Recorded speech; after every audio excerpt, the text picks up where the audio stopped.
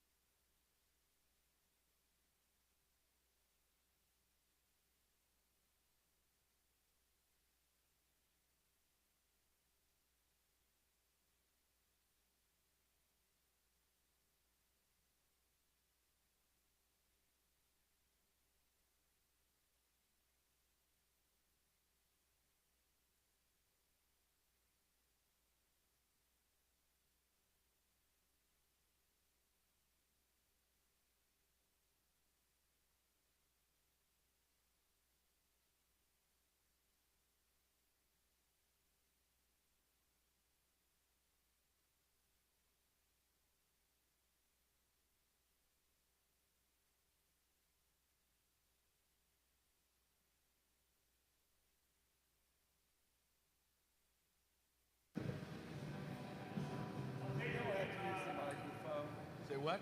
You don't have to use the microphone. Oh, I do, because somebody else is going to come in while you're here. Have you guys been here before? Okay, we'll just start out with a quick introduction to how glass blowing works. Everything that we do here starts out in our glass furnaces.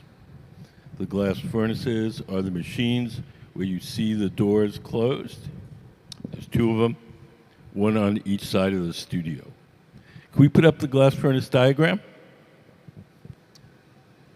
Inside each of the furnaces, in the bottom half, there's a big ceramic pot.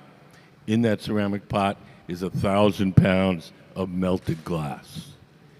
We keep the melted glass at 2,100 degrees Fahrenheit, which is 1150 Celsius. And at that temperature, the glass has the consistency of honey. So if you can imagine a giant crock pot full of honey, that's what our furnace is like. We want to get the glass out to make stuff.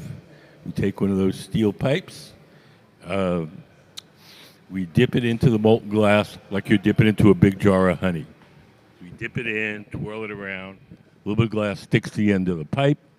The pipe itself is hollow.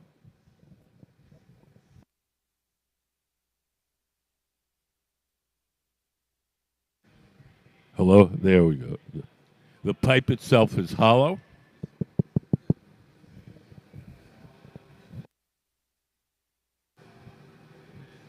Hello, hello.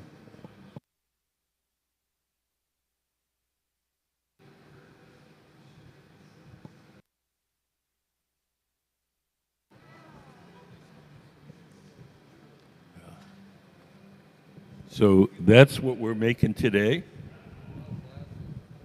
These seahorse goblets. Each year, we make a limited edition goblet and matching decanter for our annual fundraising dinner.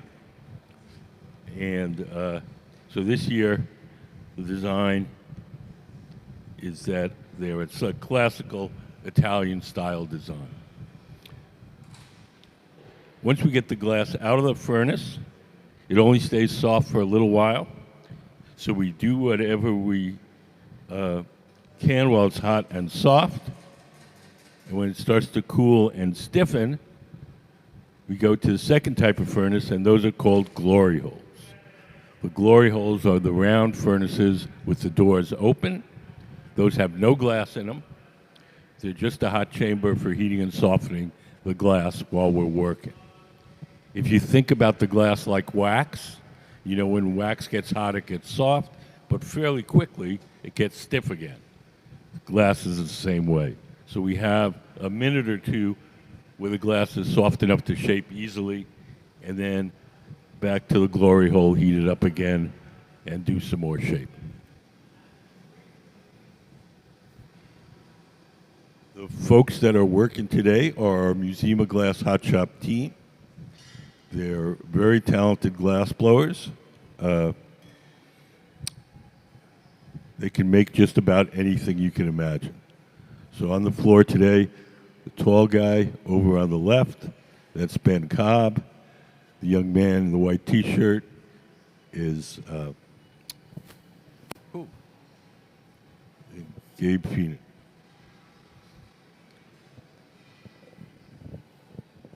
Jack Spitzer. I don't know why I blanked on that. So Ben will be leading the team, and Gabe and Jack will be assisting him. Do you have any questions so far? Okay. So we're going to make a bunch of the seahorses. We'll put them in this oven over here called the garage. That'll keep them warm. Then we'll make some bowls, and then we'll start to assemble the goblets.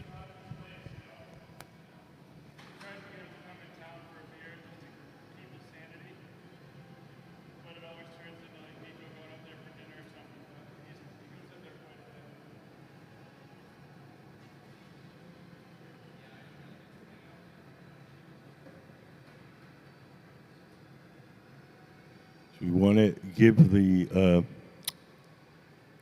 glass that's going to make the body of the seahorse.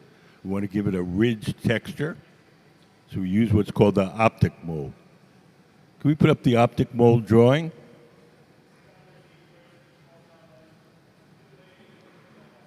So it's a cast metal mold with ridges on the inside. In this case, we stuff the solid glass in that mold, and when it comes out, it has that rib texture.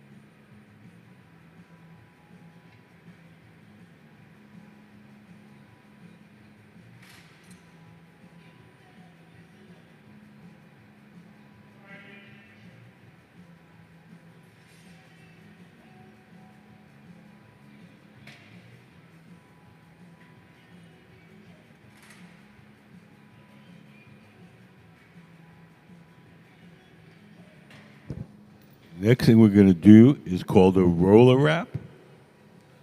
We're going to wind a thin thread of glass around the body of the seahorse.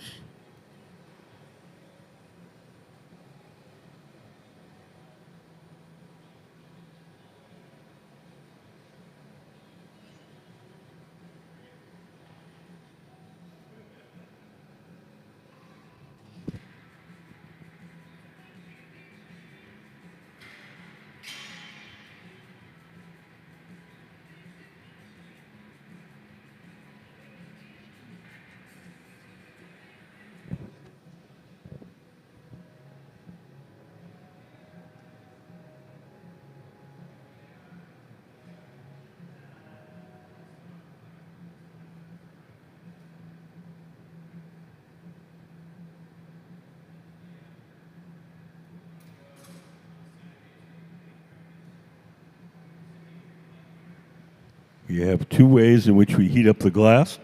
Sometimes we heat it up with the big round oven. Sometimes we heat it up with torches. When we heat it up with the torches, we can focus the heat in a particular place. We make just the part that we want to shape extra hot and extra soft without disturbing the rest of the shape.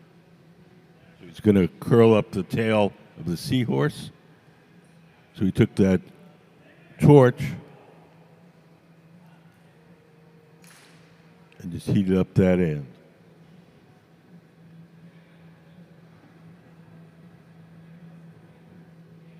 Can we put up some of the older designs?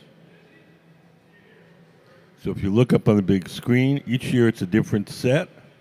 We make 50 of the goblets, 35 of the canners, and then we'll never make that design again.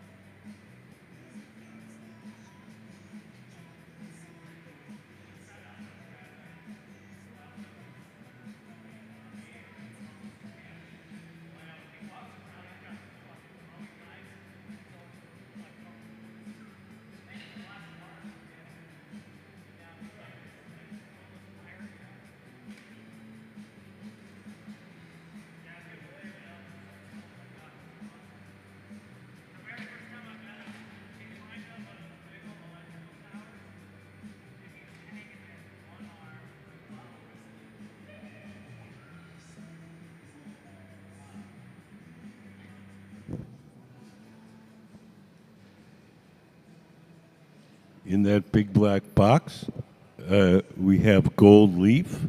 We have a little metal vacuum table that holds the leaf. The vacuum holds the leaf to the metal table.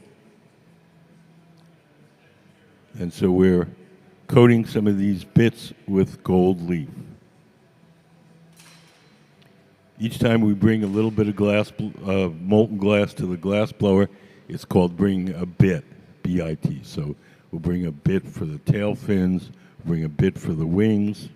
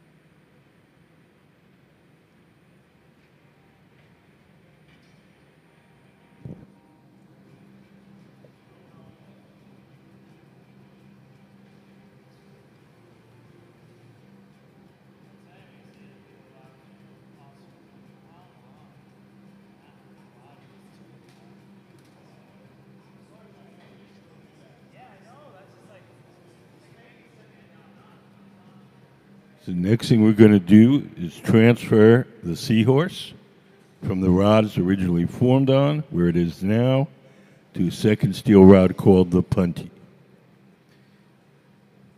Jack, in the white t-shirt, is bringing the punty to Ben. Ben will attach it. Ben is the man sitting at the bench. And then we'll break the glass away from the original pipe.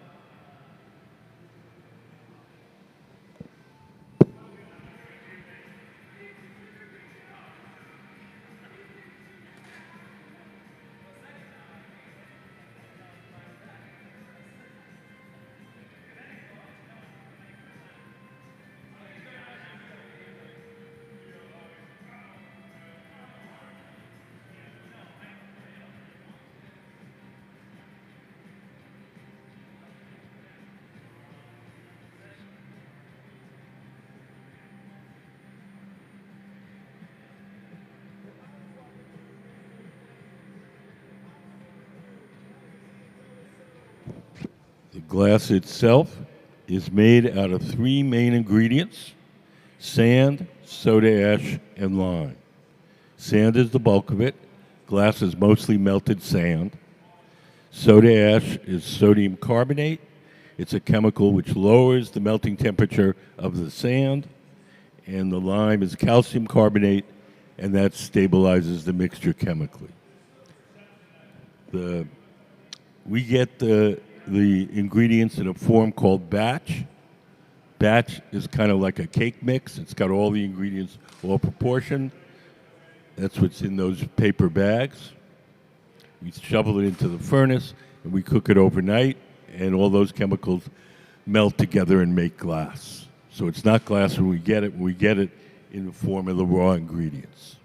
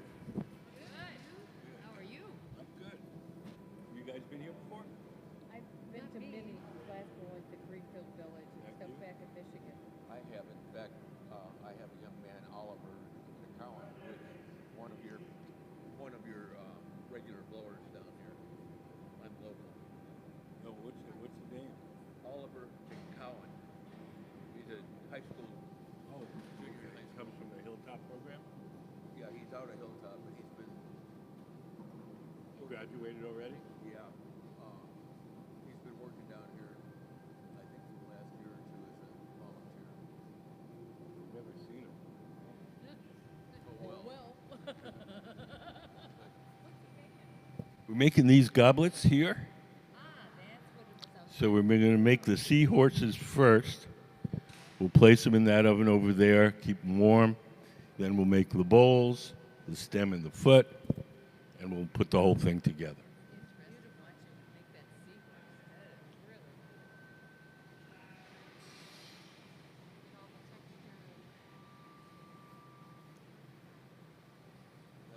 That's quite a piece.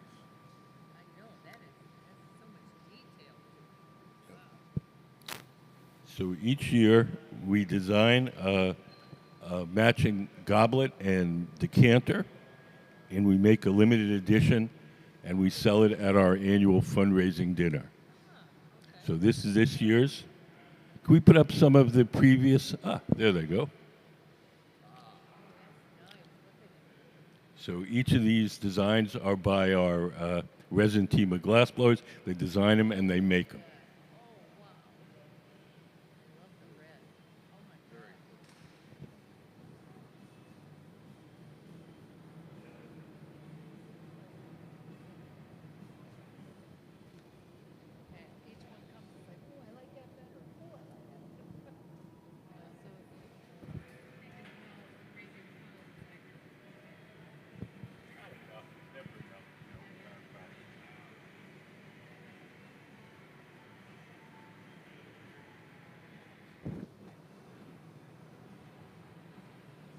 So right now he's putting on the eyes. We have a little chips of glass that have a little dot in them. You can see it here.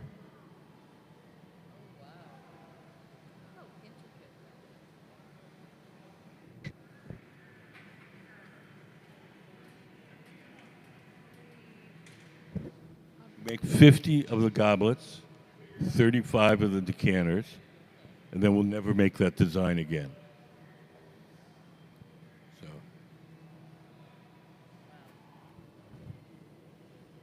Approximately what will they raise? They sell for about $350, $250. For the, The glass, just the the goblet. cup, yeah, just the cup, yeah. Oh, yeah. There you go, out of my range. Quite fabulous to watch you guys build it. We have a big dinner with lots of wealthy people. And they'll take a dozen. Well, I don't think they can take that many. Sure, something like that. You get them for like a wedding gift. Yep. Yeah. That's what's key.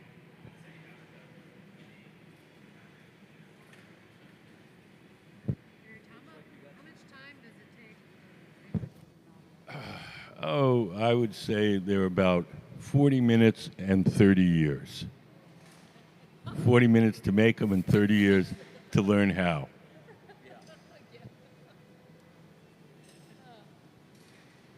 Yeah, once you've been through the 30 years, it's going quick.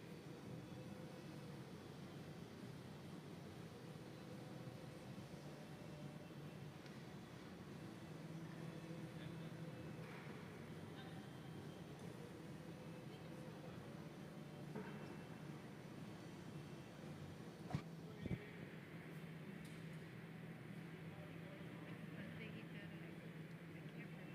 I can't remember what they said. He's adding a little wing. And we've got little flat tweezers so we can crimp them and add a little texture to each wing.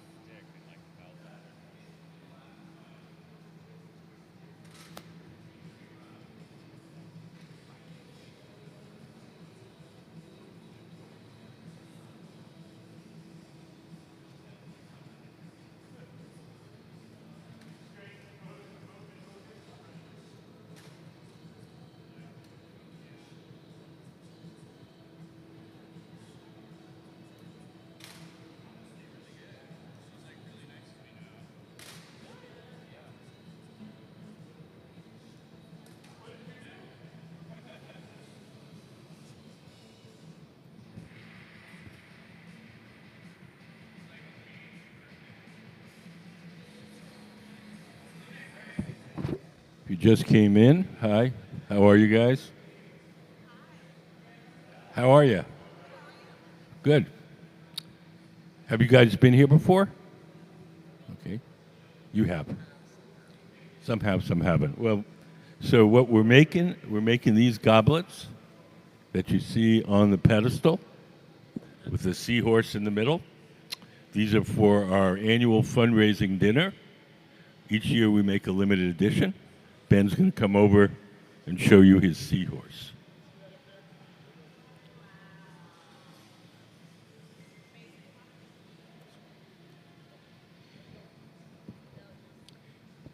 So we'll make them in parts. We'll make the seahorses. We'll place them in this oven over here. This is called the garage. The garage operates at about half the temperature of the furnaces. It's hot enough to keep the glass from breaking, but it's not hot enough to make it soft. So whatever goes in the garage stays warm, holds its shape. When we're ready to assemble the goblet, we'll pull it out and heat it up a little extra. You look quizzical. You have a question? No. Oh, I see you got a kid with you. We have a special contest for kids. Any kid that comes to museum 12 or younger can do a drawing. Once a month, we pick one of the drawings and we make whatever the kid drew out of glass. Will be. No. If you don't feel like drawing right now, you just grab an entry form. You can do it at home and either drop it in or mail it in. Can we put up some of the kids' designed stills? So if you look up on the big screen, these are all sculptures that we made from the kids' drawings.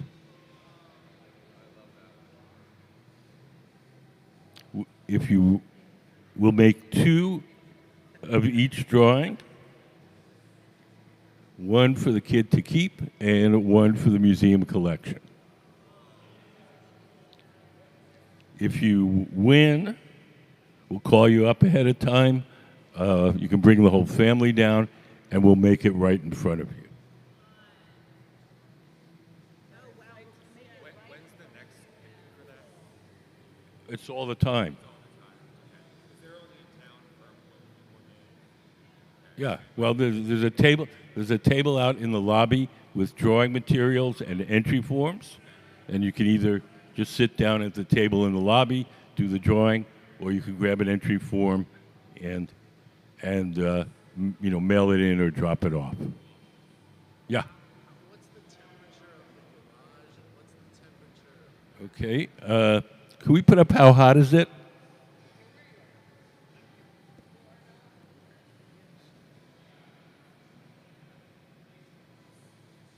Maybe not.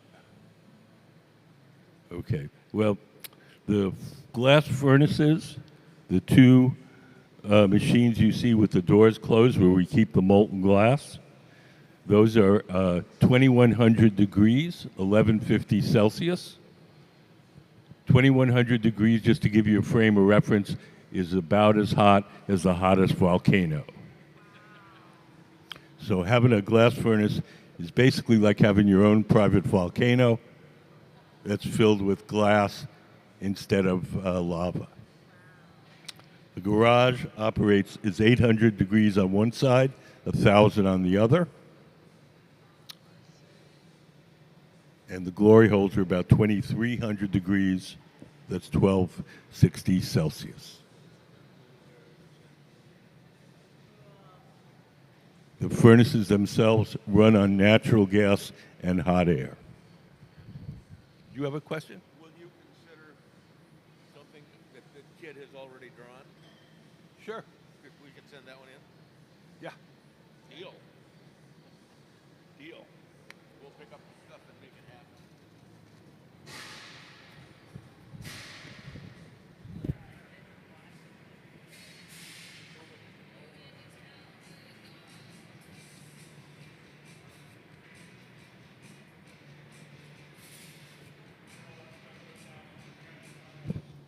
So Now Ben is pressing the glass into a mold called the optic mold. The optic, can we put up the optic mold? There we go. So the optic mold gives the glass the rib texture. It doesn't give us the final shape. So we stuff it into that metal mold, comes out and it has the ribs going straight up and down. And then we're going to add a little spiral stripe around the body in just a few minutes.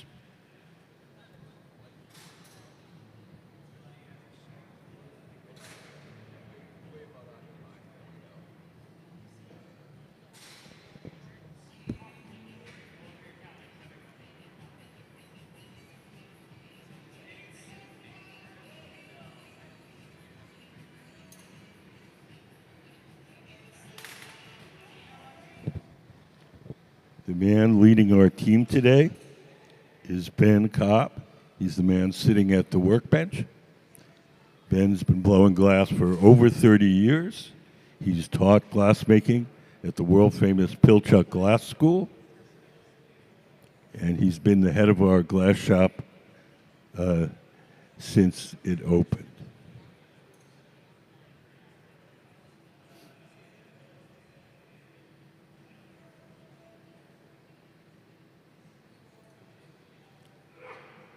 God bless you.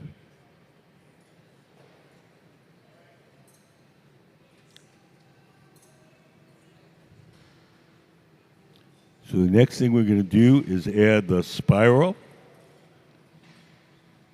to give it texture. We're going to do what's called a roller wrap.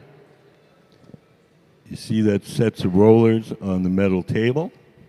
They're set at a slight angle, so when we spin the pipe, it not only rotates on its axis, but it goes backward, and that allows us to wind on a nice tight spiral stripe.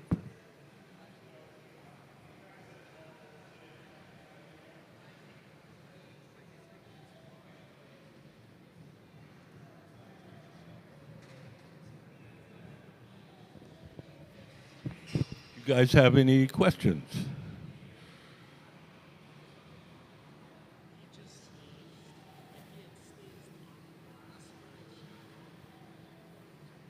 I don't think so.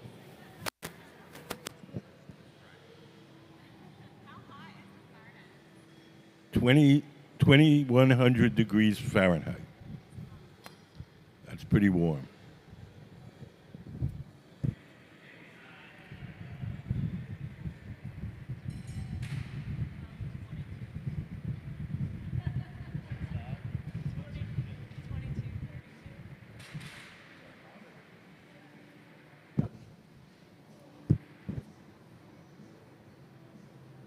How many glass pieces do we make in a day? It depends on what we're making. If we make a Christmas ornament, we can make that in 3 minutes. If we make some of the crazier kid sculptures, it can take all day. So it just depends on what we're making. We'll probably make, what? Oh, the little horses? Those take about 1.5 minutes. Yes. Can we play the pony video? I think we have a little video show you how we make these. It's all got to be done in one shot. You can't reheat the glass.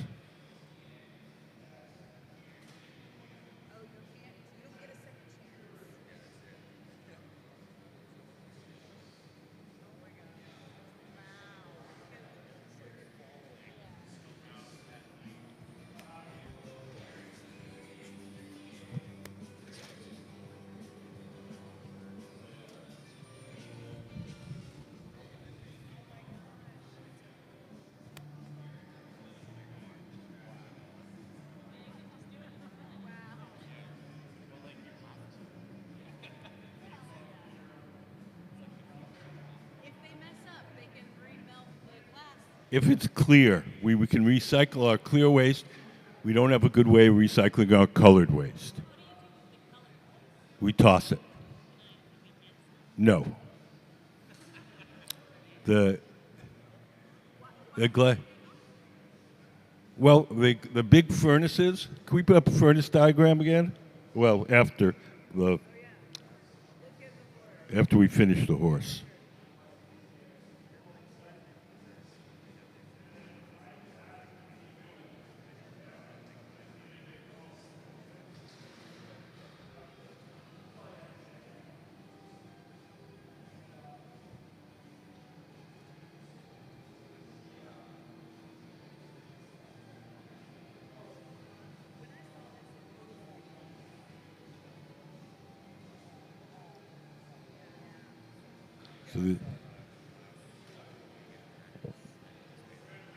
So, all the glass in our furnaces is clear glass. It has no color.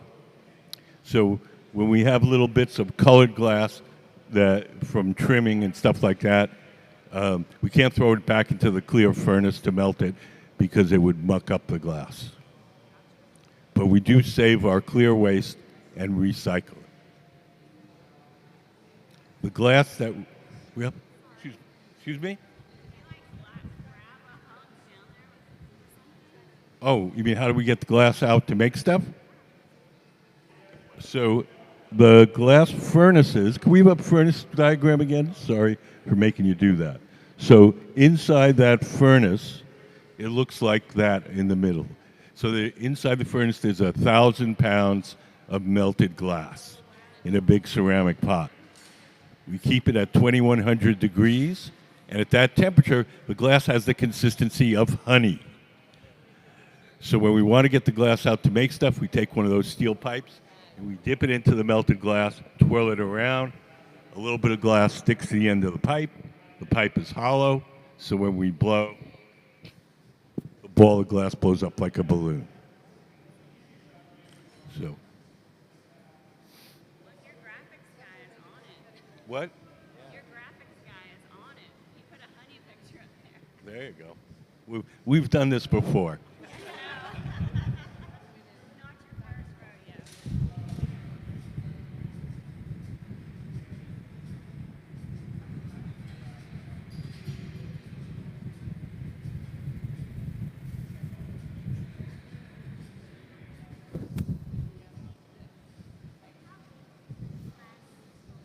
How big can a glass sculpture be? Well, we can make anything that'll fit through the door.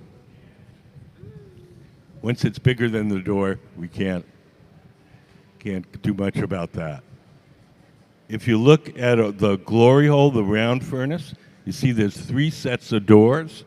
Each time we open one set of doors, it exposes a larger opening. Once all the doors are open, that's it. Can't make anything any bigger. So you can make it bigger if you want. You want to keep it kind of small for efficiency. Like if you're making something small. Yeah. Oh, yeah. Well, the doors keep the heat in. Yeah. So we don't want to open it wide because then we're losing a lot of heat. Only if the thing is too big to fit through the door. Yeah.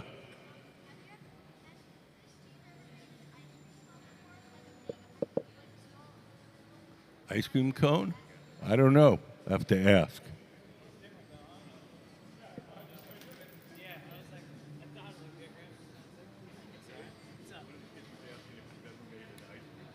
If we what? Yeah. Yep. Gabe says yes. We can make just about anything you can imagine except for money. That's the only one. That's the hardest thing for us to make.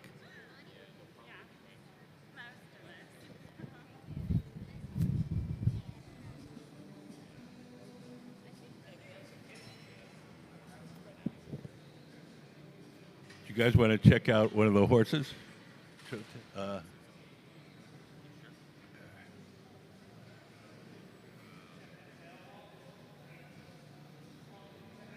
No, I didn't. Is it a tail sharp?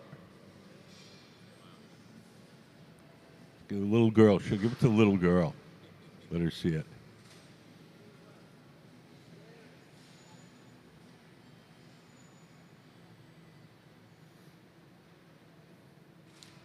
It's fragile, so treat it gently.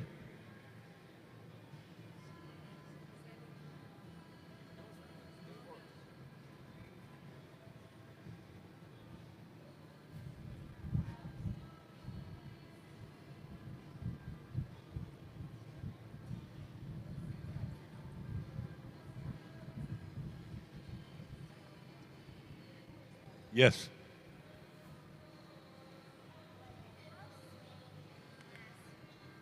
Oh, oh, you can make it thinner than a human hair. That's how they make fiber optic cables. They get one big bar of glass, and they heat up the tip, and they stretch it, and roll it onto a spool, and you can get 14 miles of glass out of one big thick bar without breaking. Yes.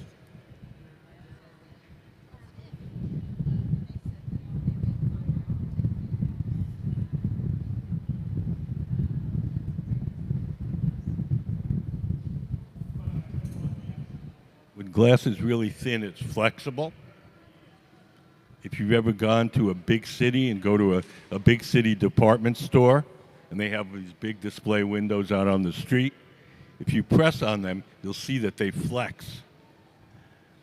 So when the glass is thin enough, the glass is actually flexible.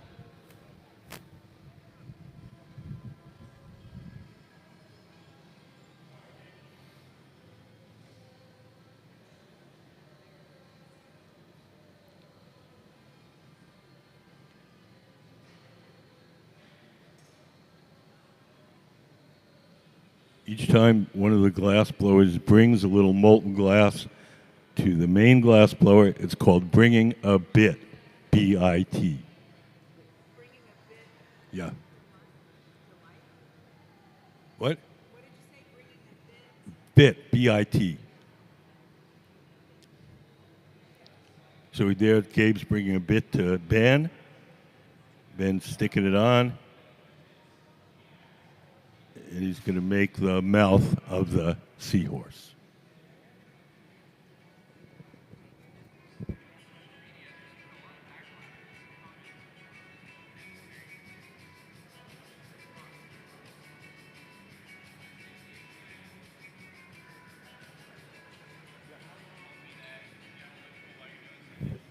How long have humans been doing this? Well, the first man-made glass is a little more than 4,000 years old. The first glass blowing that we know of is about 2,000 years. So it's pretty old. Glass blowing started in the Middle East, where Syria and Lebanon is now, and then it was spread by the Roman Empire to southern Europe and northern Africa. How did they get it hot enough? They, most of the glass furnaces throughout history ran on wood. The temperatures that they used to fire pottery are higher than the temperatures that we use to make glass. So if the culture had enough technology to make pottery, then they had enough firepower to make glass. So pottery is much older. So we're putting on the eyes. So you have little chips of glass that we're using for the eyes. Yeah. The big thing in the fountain? Oh, what? Well, we made each individual section separately. Each wave, yep, there you go. And we had a big kind of metal dome-shaped mold. We poured some molten glass on it, and then we stretched it. What about me? What about me? I've been working glass for over 50 years. Yeah, in Seattle mostly. Yeah.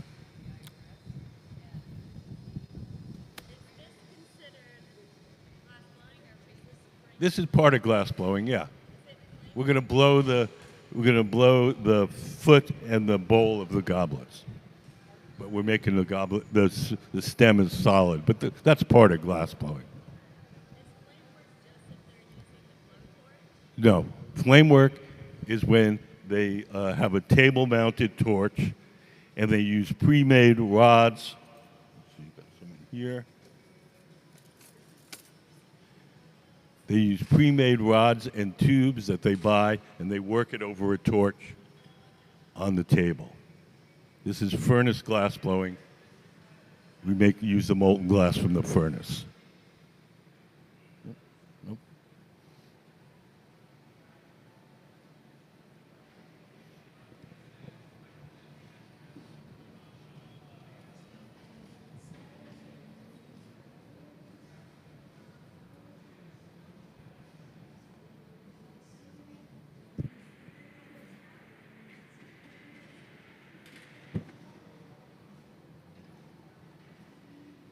Do we say that again?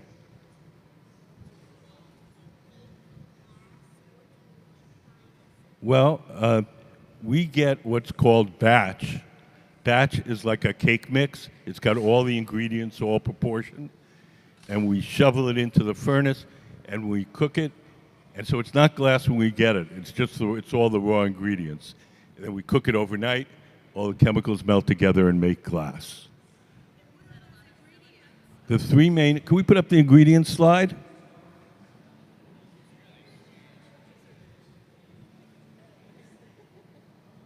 There's three main ingredients in glass: sand, soda ash, and lime. Sand is the bulk of it. It's mostly melted sand. The soda ash is a chemical which lowers the melting temperature of the sand, and the lime is calcium carbonate, and that stabilizes the mixture chemically. You throw them into the furnace, cook them overnight, they all melt together and make glass. That glass will be clear glass. It'll have no color. If we wanted to make colored glass, then we'd add a fourth element, and that's usually some kind of metal. Cobalt makes glass blue, chromium makes it green, tin makes it white, a little bit of gold makes it a beautiful ruby red. So it's not always the color that you would expect. Yeah, usually we get it in either a carbonate or an oxide. Oh, yeah, the chemistry, well, I mean, glazes in pottery is a glass coating on clay, so the chemistry of glazes is very similar to the chemistry that we use here. Thank you, Chris.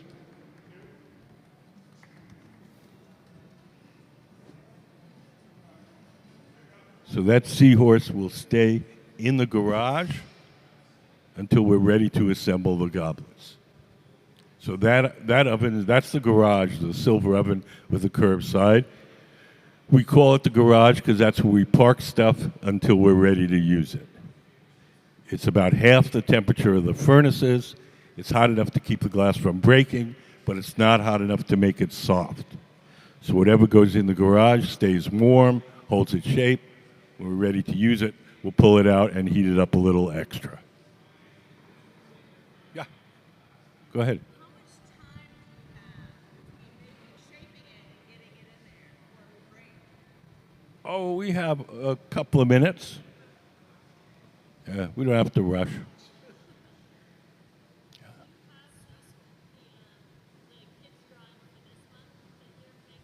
No, no. I don't. Maybe they do. Maybe they have it in the office or something. I haven't seen it.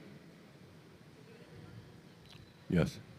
So basically, we'll collect all the drawings that are done by the kids in July. We'll pick one, and then we'll make it in August.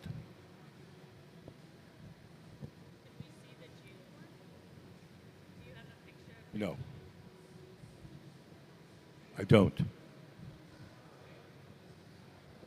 We have a little exhibit of the kid stuff out there, but the only thing that we won't make any sort of commercial character from like a video or so sometimes kids have a favorite character. We want the kids to make something original. Something they thought of, not something they saw on TV.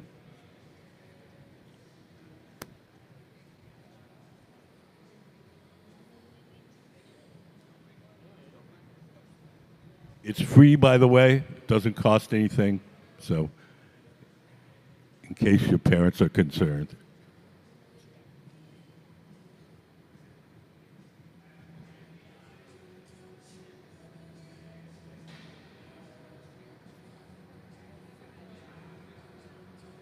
So behind that door, there's a big ceramic tank. In that ceramic tank is 1,000 pounds of melted glass. Do you guys have any questions? Is the stuff on top of the garage, is that stuff you're done with, or is it like There's a lot of that you might use again? there's a lot of little ponies up there right now. We make the ponies for fun. I like that. I was wondering, have y'all already made the top and the bottom yet? Nope, Or no? nope, Oh, they haven't been made. nope. I think maybe after this seahorse, we'll probably make some bowls. Bowls are the part you drink out of.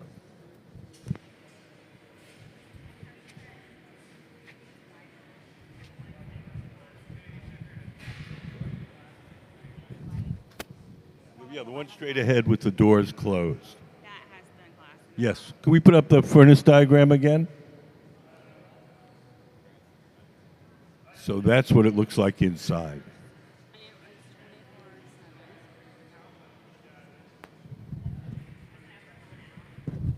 was 24/7. We've had power failures.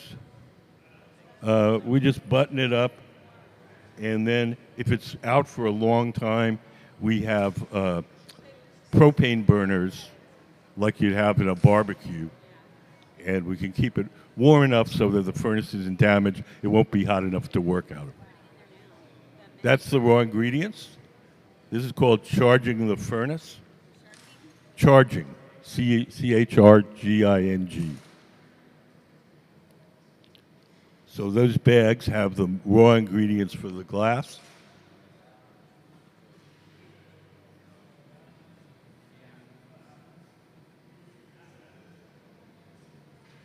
How long does it take for like those fresh bags to turn melted?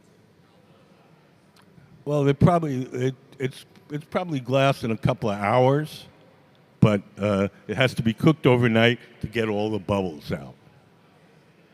So when it first melts, it's pretty bubbly, and then the longer we cook it, the more the bubbles rise to the surface and pop. Yeah.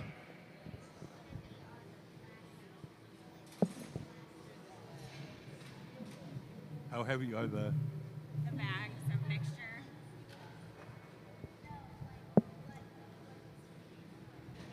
Oh, they're about 25 pounds apiece.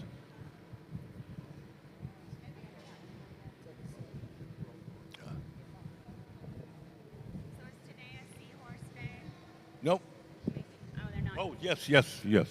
I mean, Yeah, we're making these all day. yeah, I think all day.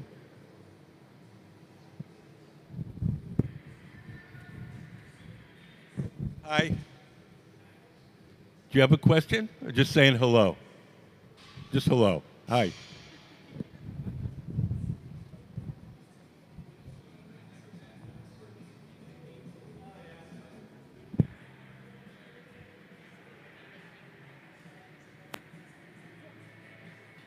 What's your favorite glass creation?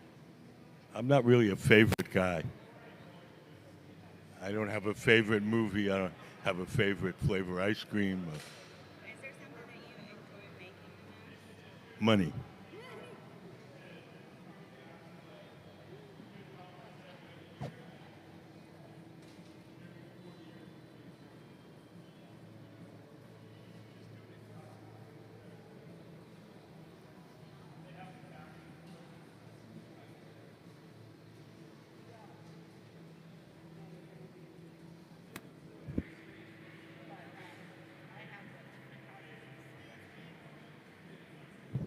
So for those who came in a little later, the man leading our team in the a kind of olive green shirt, that's Ben Cobb.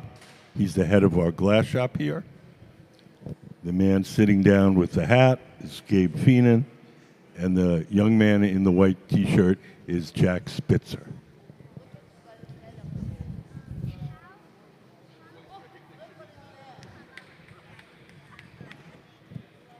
How do, the way how do you come up with an idea for a drawing? You just think about it, and then you draw something. If it looks cool, then you do it.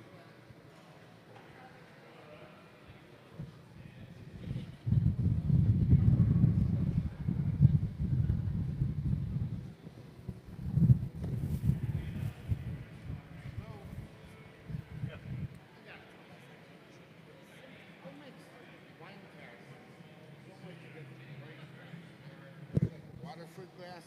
Or Yes. Okay. What makes it? Well, uh, if it's handmade, that's one thing. If it's made the way we're making the glasses today, that's labor intensive. We'll probably make maybe 10 or a dozen of these in a day. Things like Waterford, they're made with lead crystal, which is a type of glass, and no, it's a little bit more sparkly than regular glass. Um, the fanciness of crystal is mostly a retail thing. It's not a glass thing. To us, it's chocolate or vanilla.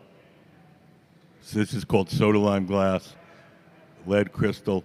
We don't really care about that, but retailers have pumped it up to make it sound really fancy. is there a certain way they cut it to get the designs on that? Or Yes, we put up the glass lathe drawing. It might take them a minute to find it because we weren't talking about this topic. Once we get the picture up, I'll explain it.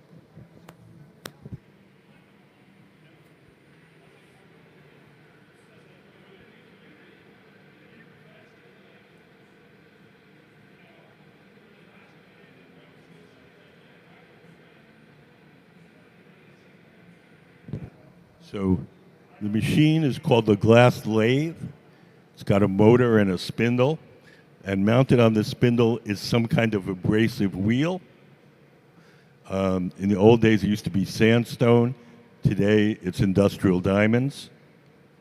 And the wheel spins, and it's got a little water feed that keeps it cool. And then we press the glass against the spinning wheel, and it wears away and makes the little cuts in it. So you can see there's Sarah, one of our glass blowers, carving one of her pieces. Yeah. So that's how they do it.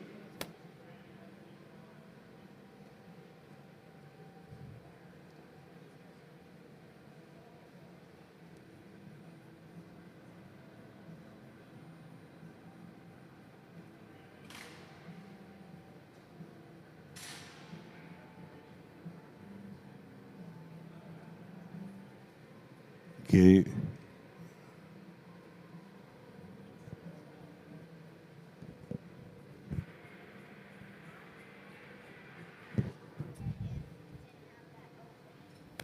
It'd be very hot. I don't know. We've in the hot days in the summer, we've gotten up to 120 in here. In fact, it's gotten so hot that we've had to shut it down. But in the winter, it's nice and cozy. So it's a good winter sport. It's not a good summer sport.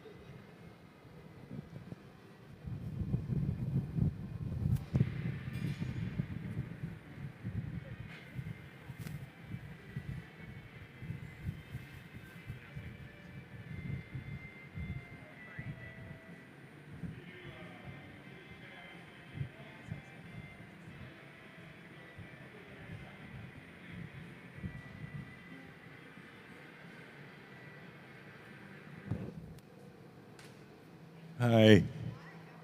I'm pretty good. And yourself? Do you guys have any questions?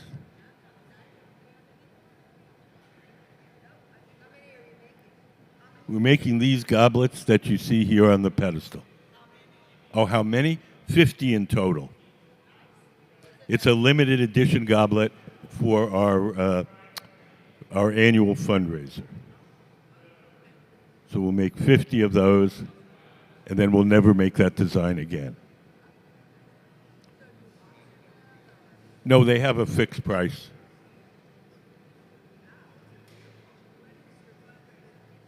I think it's September 19th. I'll have to check. Thank you.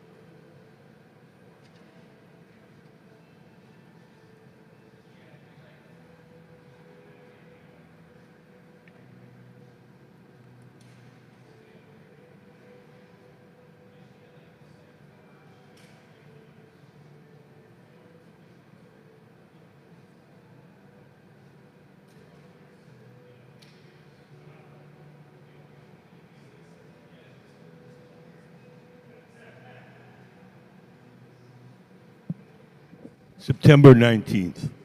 That'll be the Red Hot Gala. That's our annual fancy fundraising dinner.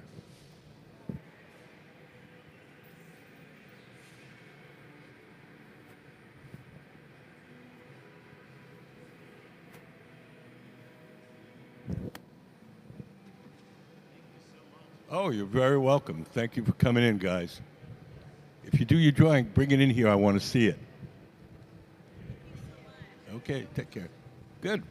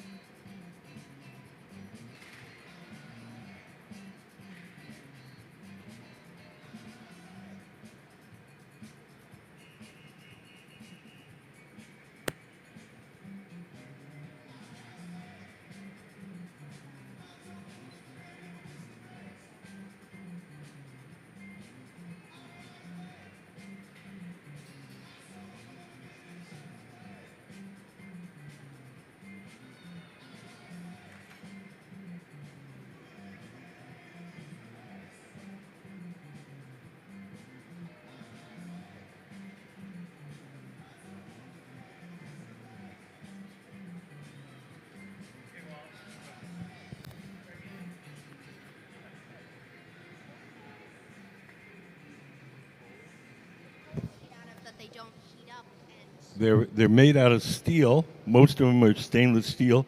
Some of them are mild steel. It's not what they're made out of. It's their length. They're, when you people think about in your own home, think about a frying pan on the stove and the handle gets hot. That handle's maybe 9 or 10 inches long. These are 4.5 feet long, so they're much more surface area to dissipate the heat.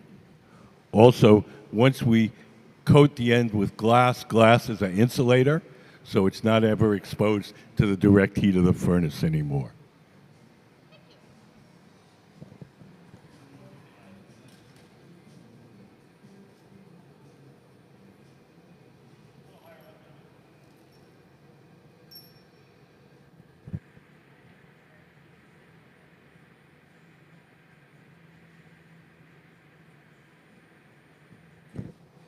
Now, Gabe in the hat coming over. He has a little chip of glass that we're going to use to make the eyeball. We're heating it up with the torch and sticking it on the side of the seahorse's head.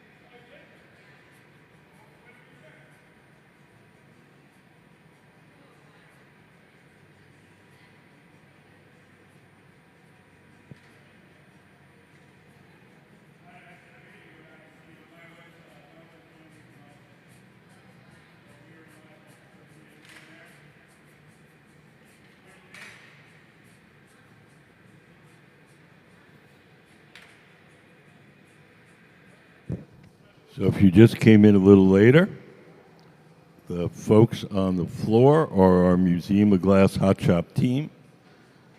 They're employees of the museum. They're super skilled glass blowers.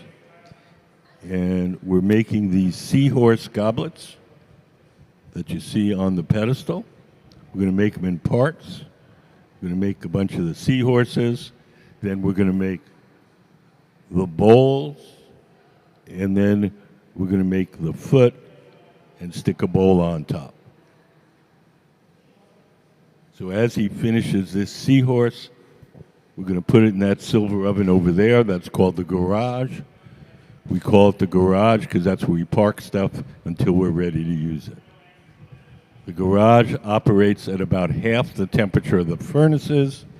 It's hot enough to keep the glass from breaking, but it's not hot enough to make it soft. So whatever goes in there stays warm, holds its shape. We're ready to use it. We'll pull it out and heat it up a little extra.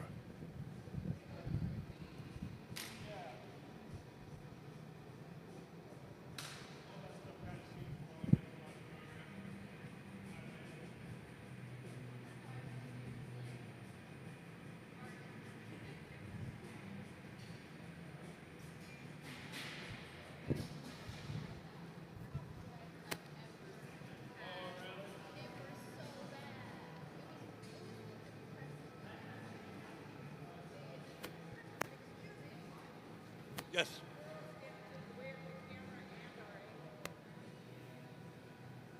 Oh, they're working. I can't move them around.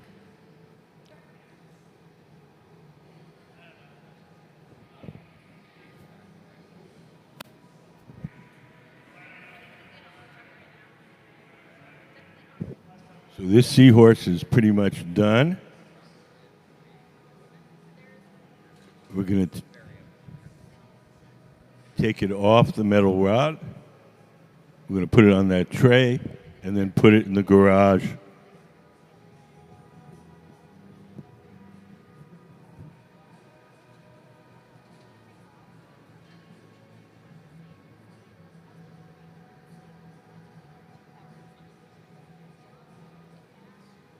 Just give the pipe a tap. Off it comes. And we'll put it in the garage. And that'll keep it warm till we're ready to assemble some goblets.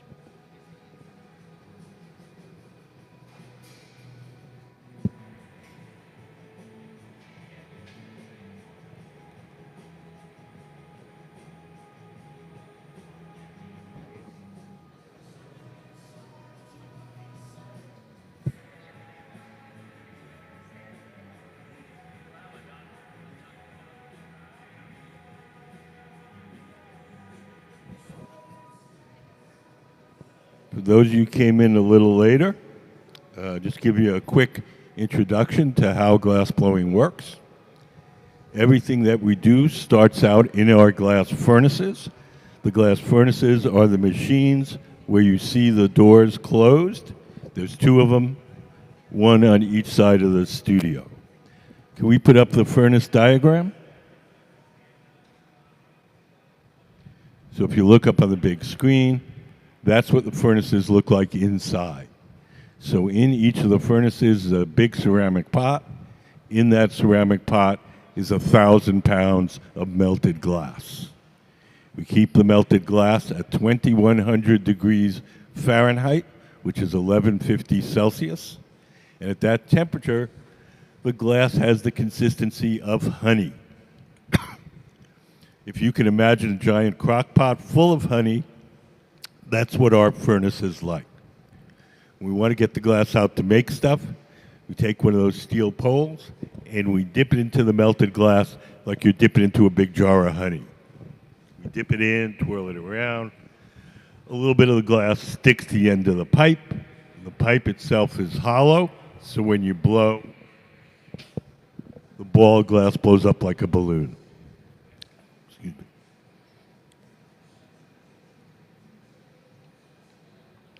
Once we get the glass out of the furnace, it only stays soft for a little while. So we do whatever shaping we can while it's hot and soft. And when it starts to cool and stiffen, we go to the second type of furnace, and those are called glory holes.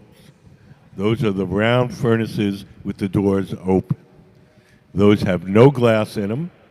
They're just a hot chamber for heating and softening the glass while we're working. If you've ever seen anybody work at a forge making swords or horseshoes, they take the metal, put it in the fire, soften it, work on it a little bit, back in the fire, soften it again, work on it a little more. That's pretty much the same routine that you're going to see here.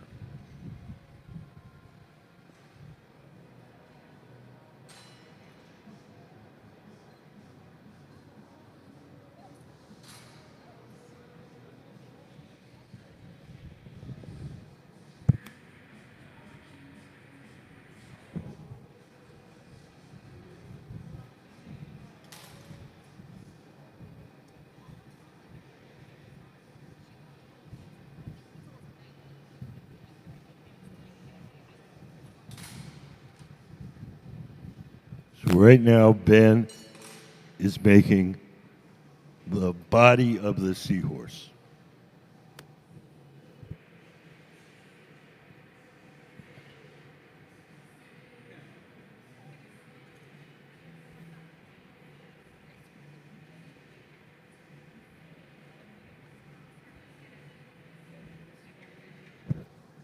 We've stuffed that glass into a ridge mold called the optic mold.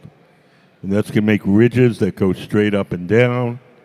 And then we're going to wrap it in a thin spiral thread of glass, and that'll go kind of horizontally. So we're going to do what's called a roller wrap. We're going to set the pipe on those rollers. We're going to dab on some molten glass. And as we spin the pipe, we'll wind on a nice little skinny stripe.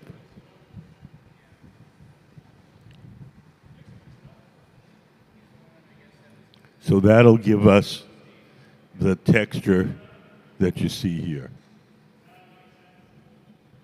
Has anybody got any questions? Yeah. How do we keep the furnace? They run on natural gas and forced air.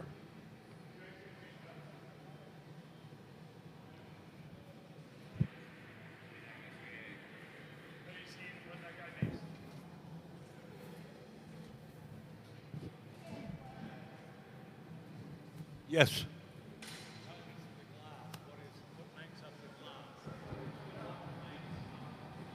Okay. Can we put up the ingredient slide? There's 3 main ingredients in glass: sand, soda ash, and lime. Sand is the bulk of it. It's mostly melted sand. Soda ash is sodium carbonate. It's a chemical which acts as a flux and lowers the melting temperature of the sand. And the lime is calcium carbonate, and that stabilizes the mixture chemically. There's a lot of little trace elements in there, but those are the 3. That's probably 90% of the glass. The colors in glass come mostly from the metals dissolved in the glass when you first cook it up from scratch. Cobalt makes it blue, chromium makes it green, tin makes it white, a little bit of gold makes it a beautiful ruby red. We buy colored glass. We don't cook up our own colored glass. We buy it from 2 companies in Germany, and they have like 200 different colors. We get it. No, we get it in. We can buy it in bars, like this. We can buy it in little chips called frit. We could buy it in powders. We have a little video to show you how we apply the color. Could we play color overlay?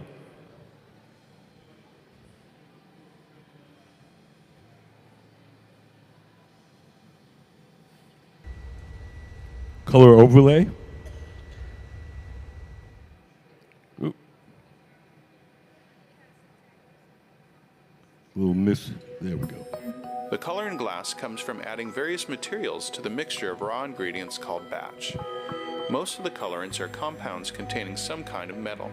For example, adding cobalt to clear glass creates a deep blue. Tin and antimony can be used to create white glass, and gold chloride can produce a rich red or pink colored glass.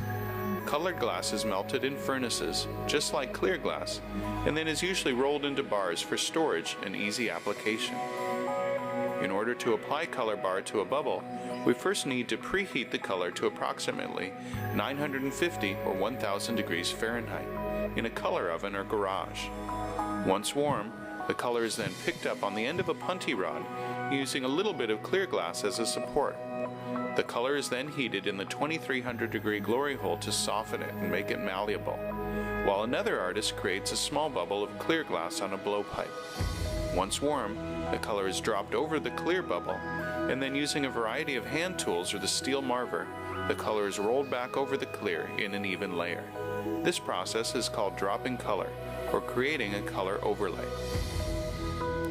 Depending on the project, that bubble is then usually gathered over with clear glass and blown into the final form.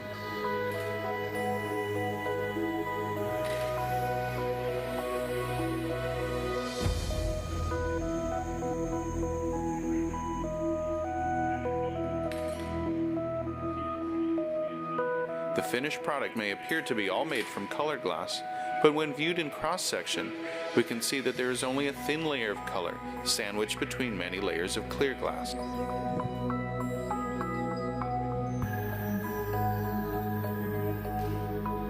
The reason that we apply the color in that manner is so that we can have any color we want anytime we want. If we were to melt colored glass in the furnace, say fill it with blue, we could only make blue things. If we coat each bubble individually, we can have any color at any time.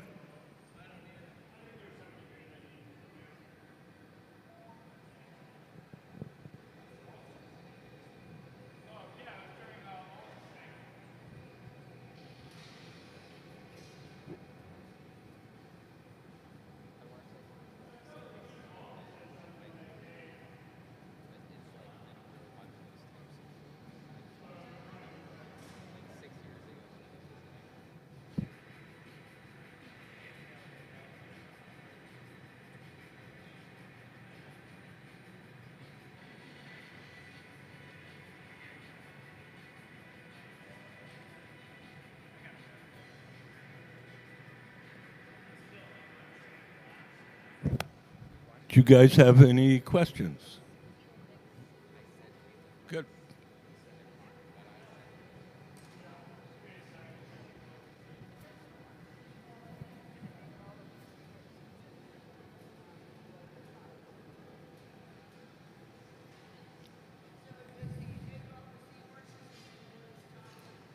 Yes.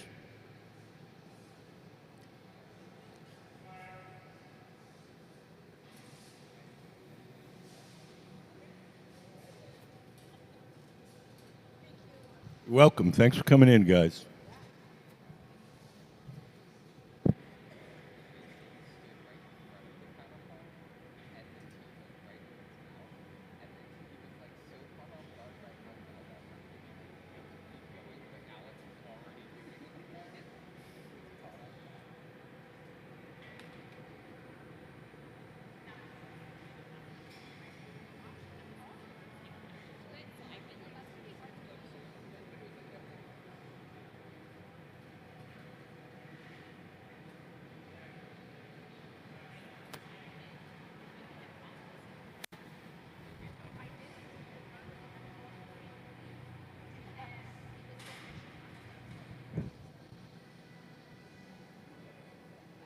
We're going to transfer the glass now from the rod it was originally formed on to a second steel rod called the punty.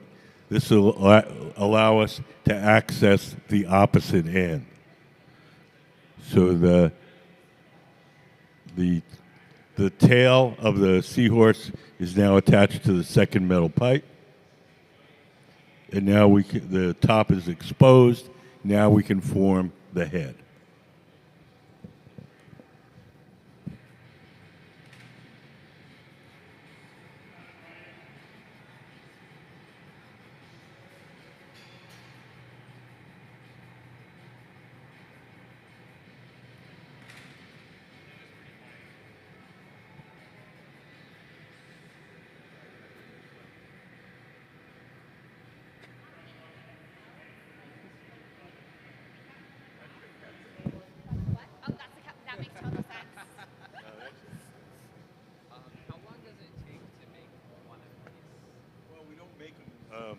from beginning to end, because we make them in parts, I would say probably about 40 minutes. What sort of education is required to become a You glass? just got to be good at it. It's like music or sports. Like nobody, when you judge a musician or a sports star, you don't think about where they went to school. You think about how, when they sit them down at the piano, how good are they? Here in Tacoma, there's a glass blowing program in the public schools. You can learn in middle school and go on through high school. If you're local, is the middle school is Hilltop Heritage, and the high school is Silas, which used to be used to be Wilson. In Harvard. Glass blowing school for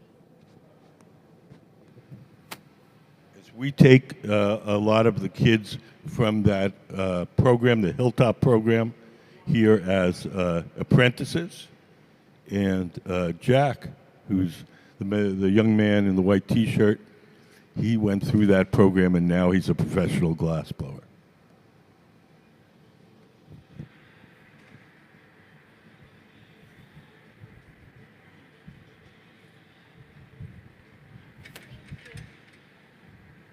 Coming in, guys. Take care.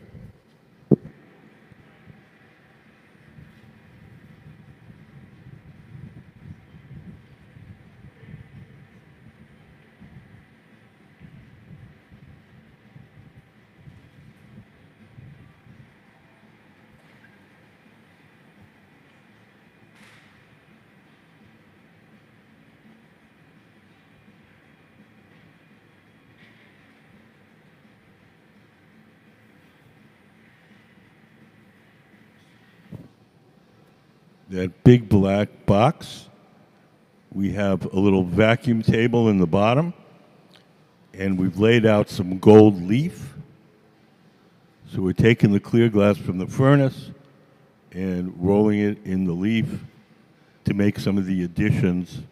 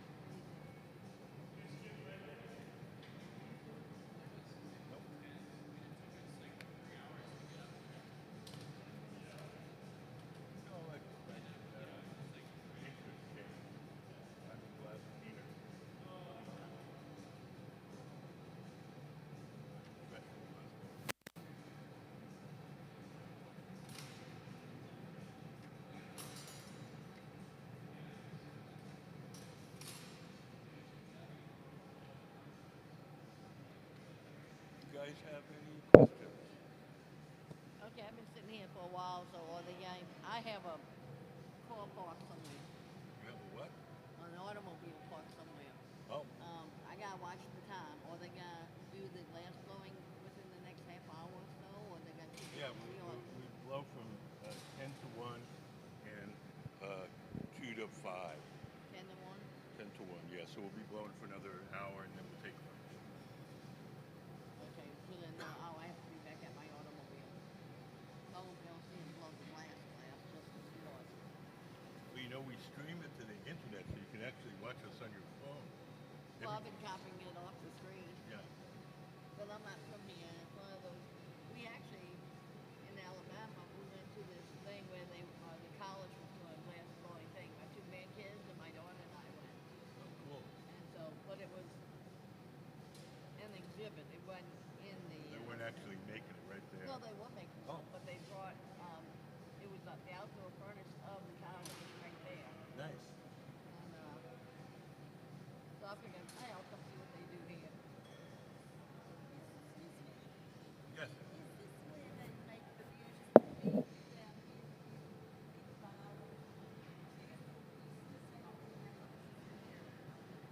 We make beautiful stuff, but the museum, the stuff we exhibit is all over. We exhibit stuff from all over the world, and we exhibit modern stuff and historical stuff. Some of the stuff that's in the exhibits we made here, not all, but we exhibit all sorts of stuff. What? We also the shop sells stuff from all over, but there's a section of just the stuff that we make.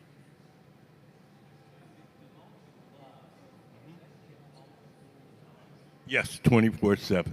So there's two kinds of furnaces. There's the glass furnaces, the ones with the doors closed. Those have the tanks of molten glass in them. The glory holes, the round ones with the doors open, those are only on during the working day. No, never. Crystal is just a type of glass. It's a glass which contains between 25 and 35% lead. The lead makes the glass denser, and because it's denser, it bends light a little more and it's a little more sparkly. But we don't use lead glass here. We really don't, not too keen on exposure to lead. You know, back in the sort of Renaissance times, lead was the only way you could make very clear tint-free glass. But nowadays, with modern raw materials, we can make a glass that looks just as good with no lead. Yes. Well, yeah, we use the whiter the sand is, the clearer the glass will be. If you go to an average beach, you just take a shovel and a pail. That sand will make glass. It's not like it won't make glass. It'll make glass, but the glass will have a slightly green tint to it, like an old-fashioned Coke bottle. And that's from the iron content in the sand. So the sand, you know, on an average beach is a little slightly brownish. That's the iron in the sand. And it'll give it a slight green tint. But it'll make glass just the way the white sand does. So you like the white sand down from Alabama area where they have the white sand, huh? Well, I think we get ours from North Carolina. Well, they have white sand there too. I live in South Carolina. I used to be, yeah. I was a professional glass blower for about 10 years.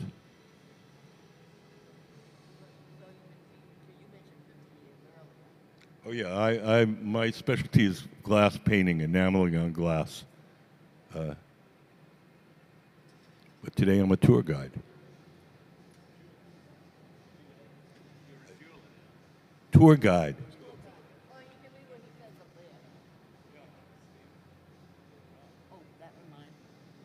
Earlier, you were saying the names of the guys, Right. and when you said Jared, Gabe. I don't know what word you said after.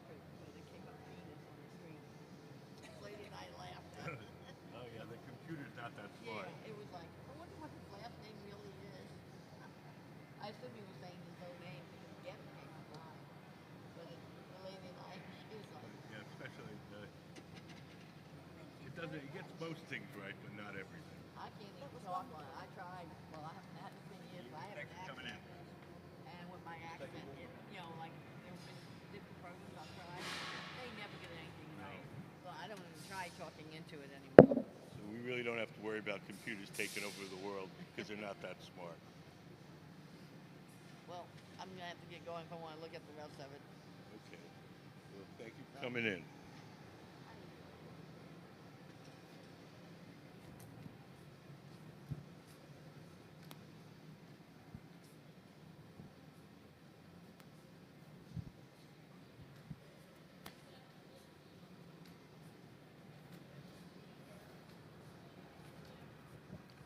Take care. Thanks for coming in, guys.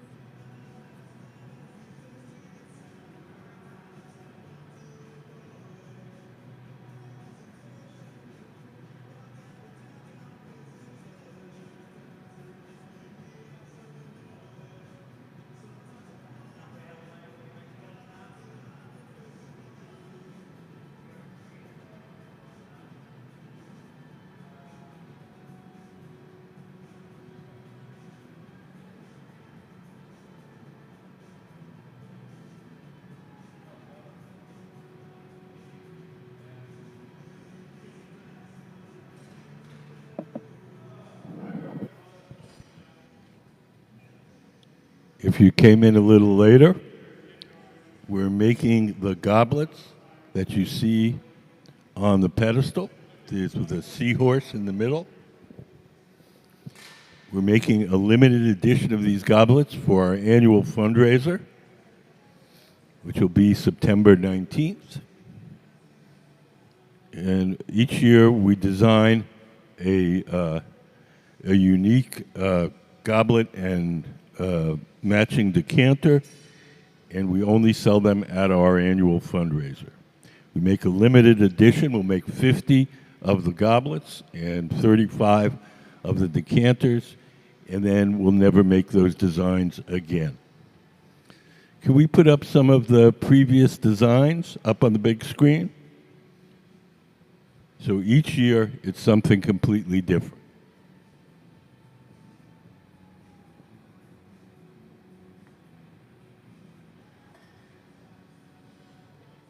This year.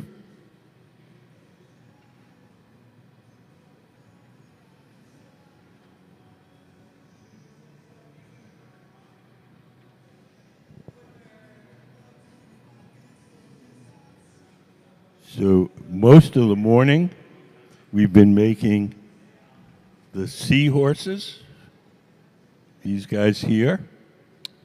We placed them all in that silver oven with the curved side. They're staying warm. Now we're going to make some bowls.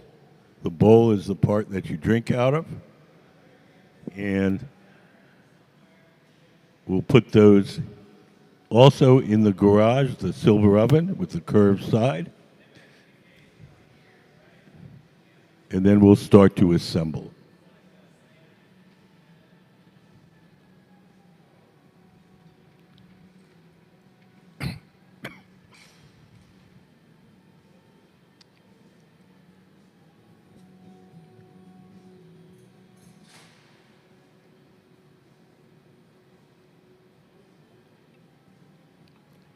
So the man seated to the left, he's the guy that's blowing.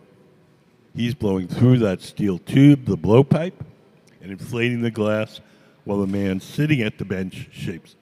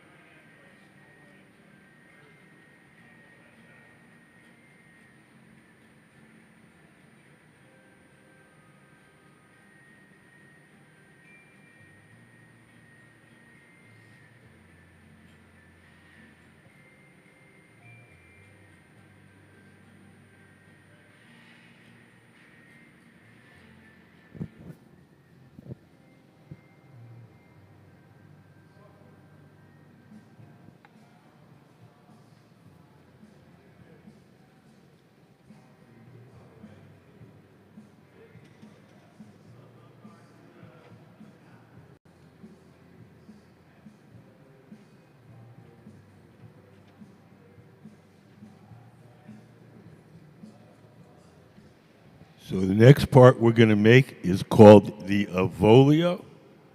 That's the little spindle-shaped part that you see underneath the bowl of the goblet.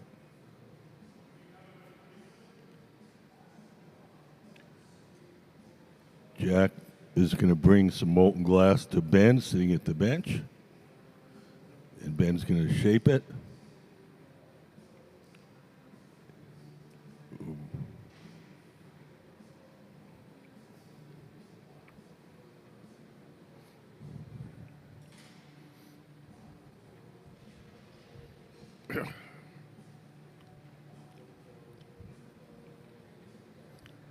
So right now, the pipe is here.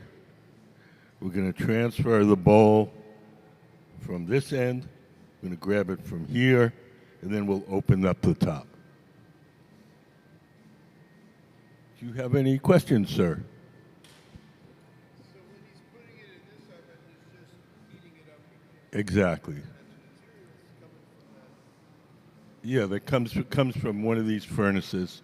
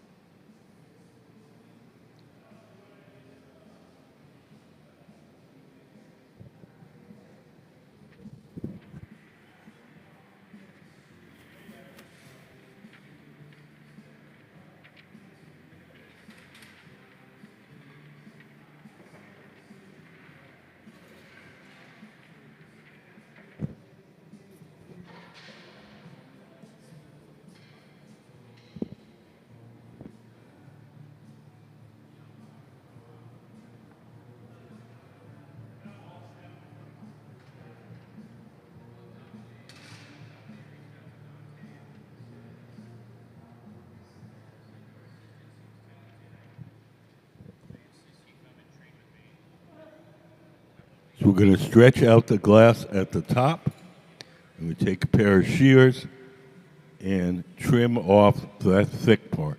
The glass at the top of the bubble is always a little thick, So we stretch it out with the tweezers, then we take a pair of shears and cut the thick part off. We like to, with fancy goblets like this, we like to have a nice thin edge so it's pleasant to drink out of.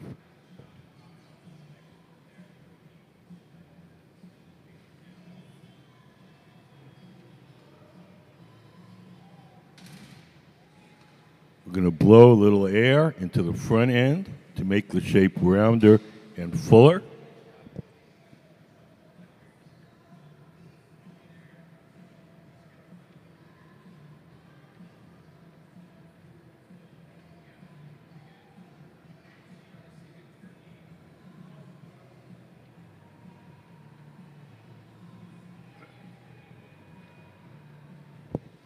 Now we're going to widen that opening. The tool in Ben's hand is called the jacks. Those big metal tongs.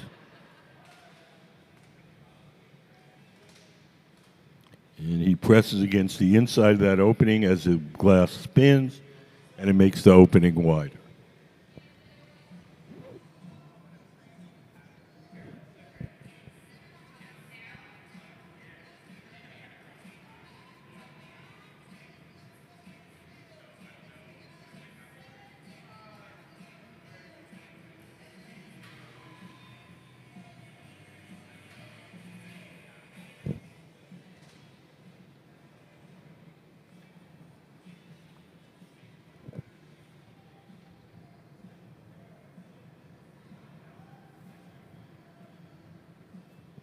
Each time we heat up the glass in the glory hole, the round furnace, it only stays soft for a minute or so.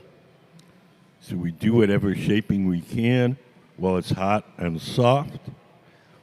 And as it cools and stiffens, we return to the glory hole and heat it up again. Do you guys have any questions?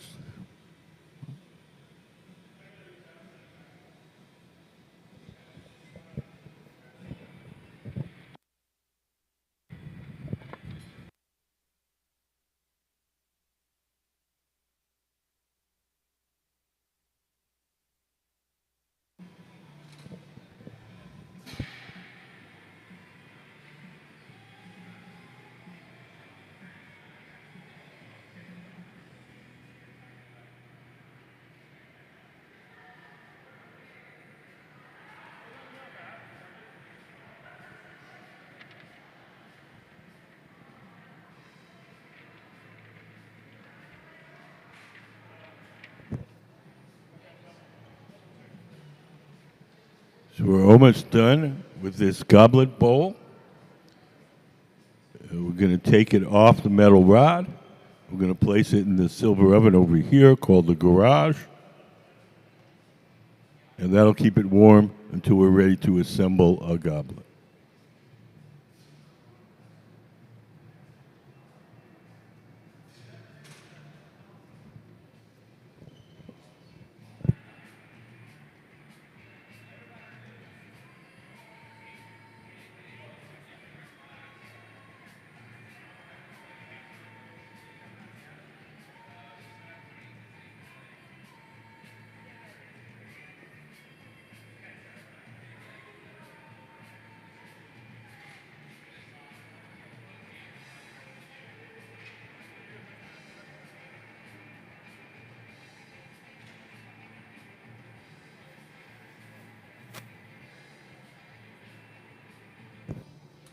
Now Gabe in the hat is coming over with a metal tray.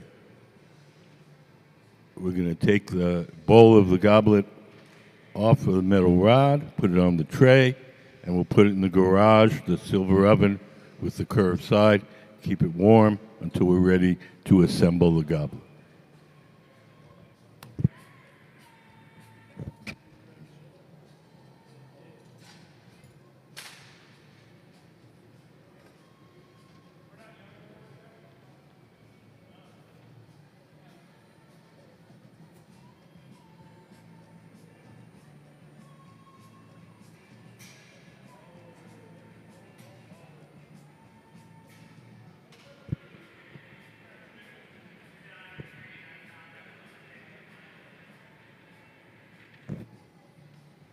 So if you just came in, we're making these goblets that you see here.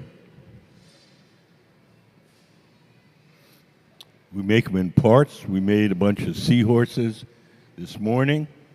Now we're going to make a bunch of the bowls. And a little later on, we'll assemble the goblets.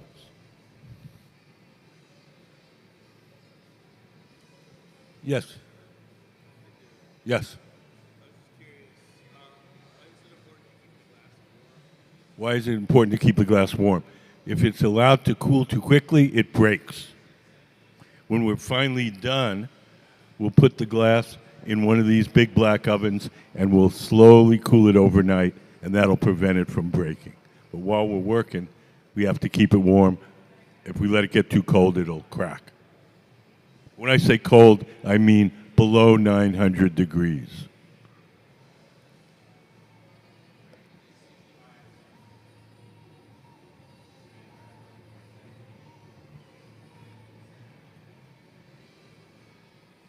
So the man in the olive green shirt, that's Ben Cobb, head of our glass shop. He's blowing the bubble for the next goblet bowl. The glass on the end of his pipe is clear glass. The orange color that you're seeing is the glow from the heat, not the color of the glass.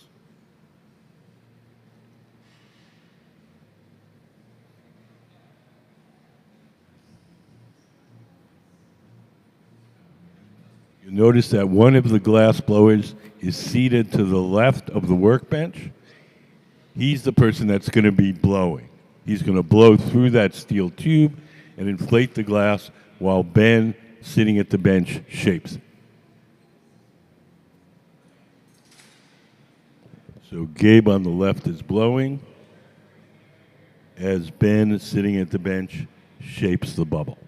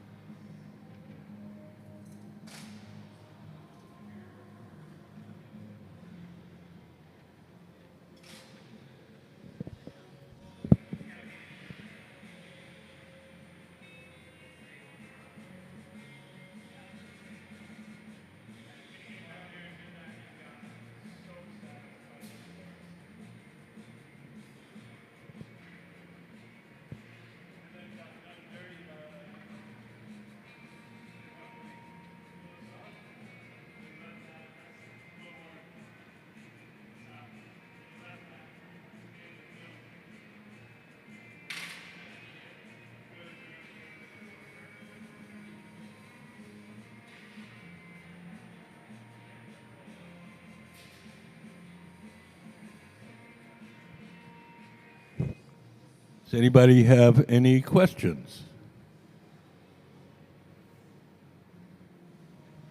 Yes.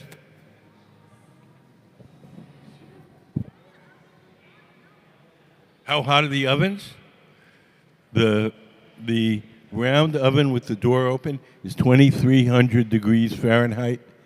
The glass furnaces, the ones with the doors closed, those are 2,100 degrees Fahrenheit. That's 2,100 is about as hot as the hottest volcano. Yeah.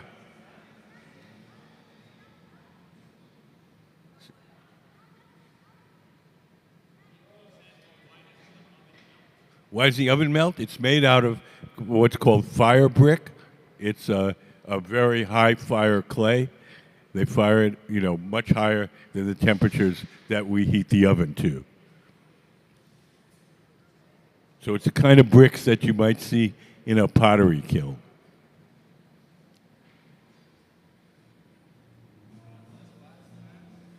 Yeah. What degree, what degree is the glass in the garage malleable? What degree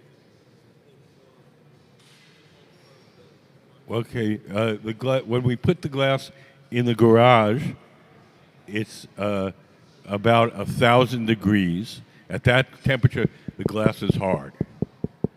So we put it in there So whatever we put in there, it stays warm, so it's too warm to crack, but it's not hot enough to make it soft, so it doesn't lose its shape.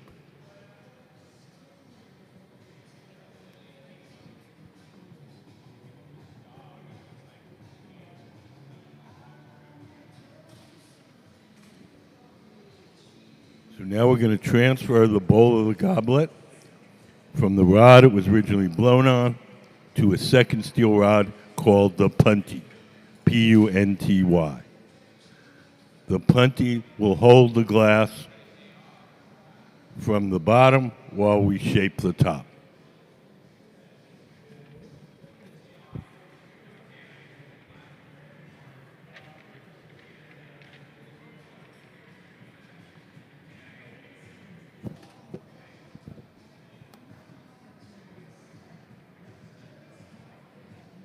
The glass where we broke it off of the metal pipe is always a little bit thick, so we're going to heat it up, stretch it out a little bit, and then trim some of the thick glass away.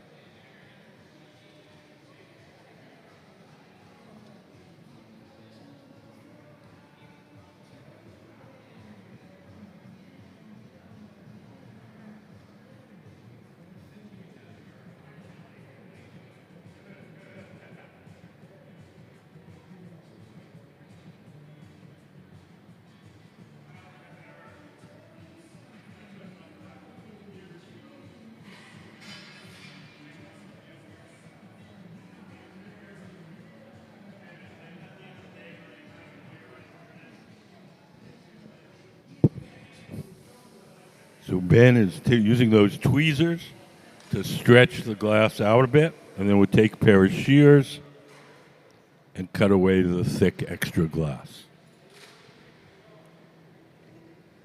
So the object of that is to make the lip of the goblet bowl nice and thin so it's pleasant to drink out of.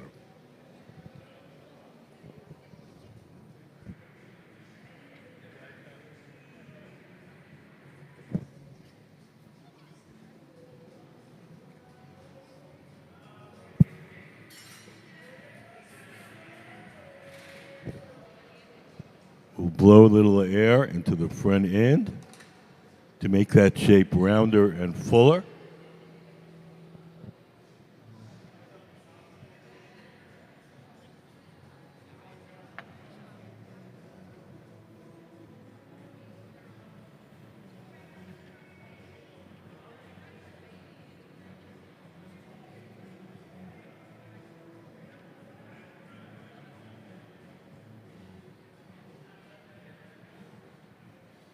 Now we'll take the jacks, those metal tongs, and press them against the inside of the opening to make the bowl wider.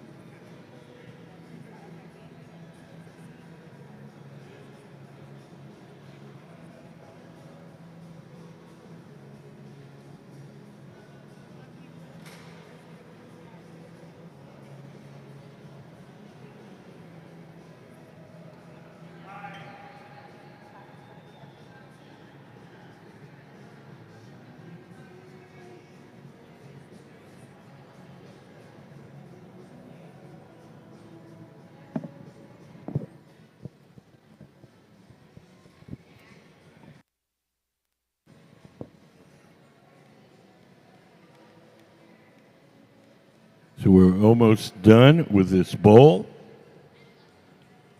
We'll take it off the metal rod. We'll place it in this oven over here called the garage. Keep it warm till we're ready to assemble the goblets.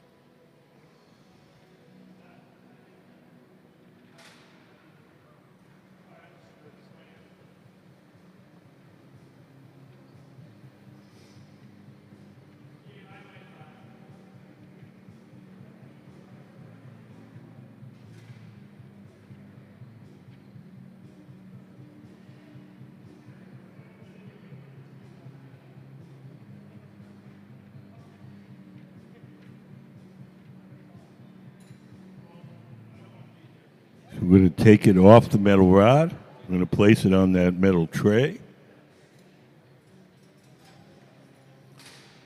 And take it over to the garage, the silver oven with the curved side, where we'll keep it warm until we're ready to assemble the goblets.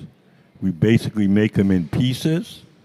We make a bunch of seahorses, then we make a bunch of bowls, and then later in the day, we'll start to assemble.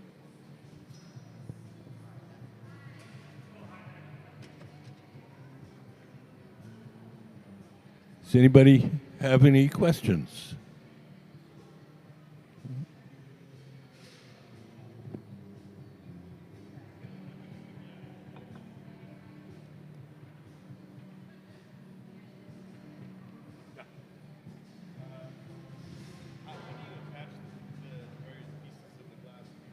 Well, hot glass sticks to hot glass, so we get the place where we're going to attach it hot, we get the thing we're going to attach hot, and when we press them together, they stick to each other. Think of it like wax. If you get two pieces of wax hot and you press them together, they stick.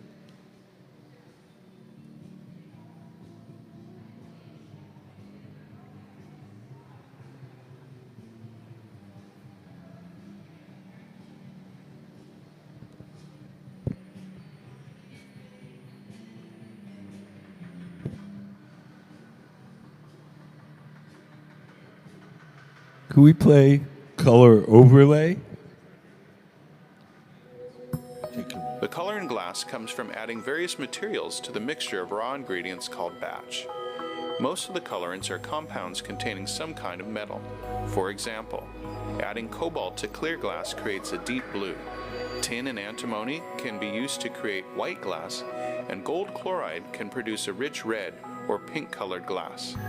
Colored glass is melted in furnaces, just like clear glass, and then is usually rolled into bars for storage and easy application. In order to apply color bar to a bubble, we first need to preheat the color to approximately 950 or 1000 degrees Fahrenheit in a color oven or garage. Once warm, the color is then picked up on the end of a punty rod using a little bit of clear glass as a support. The color is then heated in the 2300 degree glory hole to soften it and make it malleable, while another artist creates a small bubble of clear glass on a blowpipe. Once warm, the color is dropped over the clear bubble, and then using a variety of hand tools or the steel marver, the color is rolled back over the clear in an even layer. This process is called dropping color, or creating a color overlay. Depending on the project, that bubble is then usually gathered over with clear glass and blown into the final form.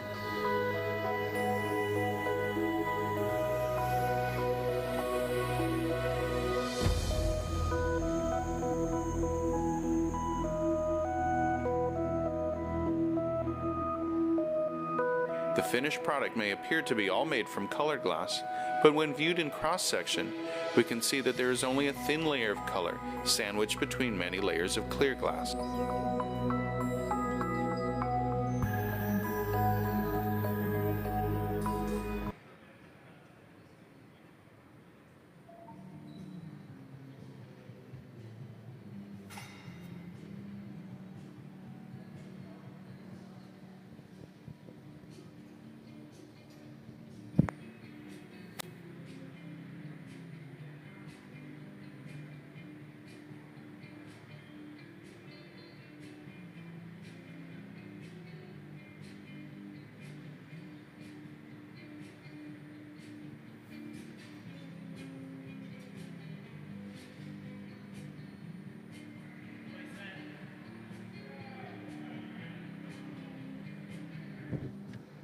So now we're going to make a complete goblet.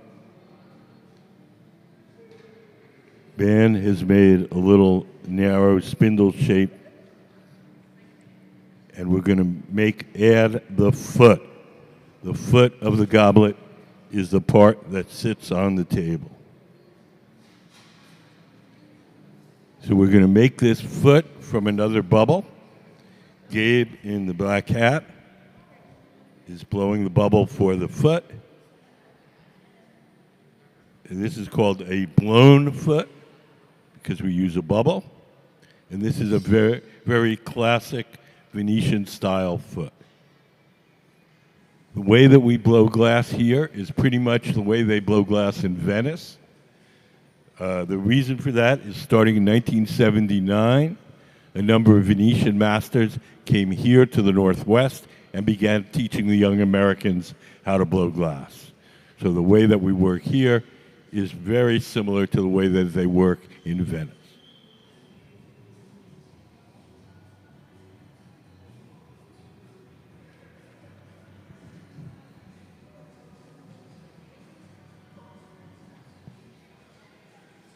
So we're going to squeeze down that bubble, and we're going to bust off the pointy part.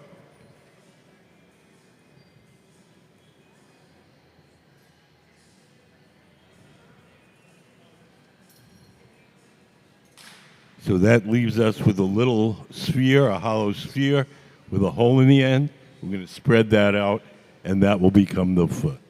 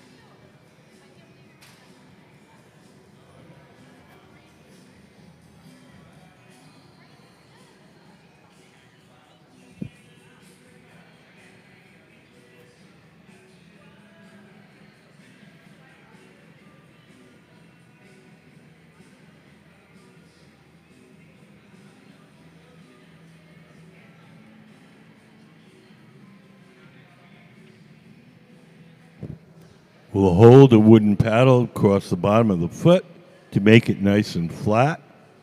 So we're making this part the part that sits on the table. Can we put up goblet anatomy?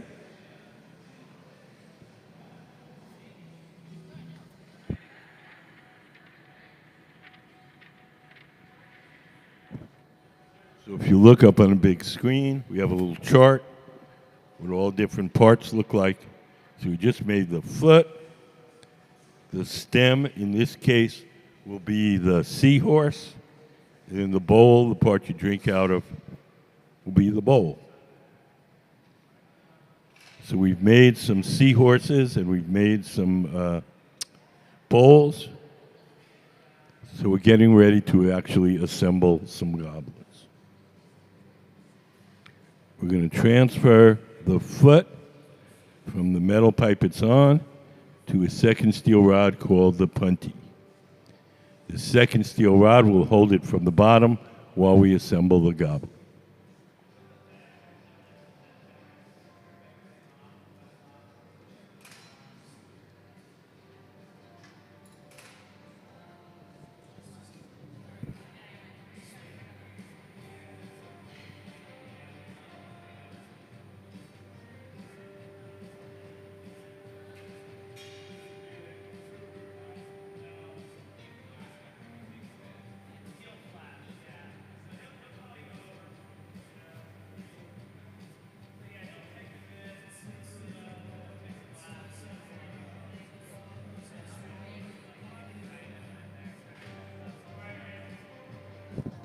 Over to the right, the man in the overalls, is doing what's called charging the furnace. All the ingredients for the glass are in those paper bags. We toss them in. The paper bag burns up, and the ingredients will cook overnight to become glass. Have you guys been here before? Okay. So that machine that he's working with, that's the furnace. That's where we keep the molten glass. Can we put up the furnace diagram?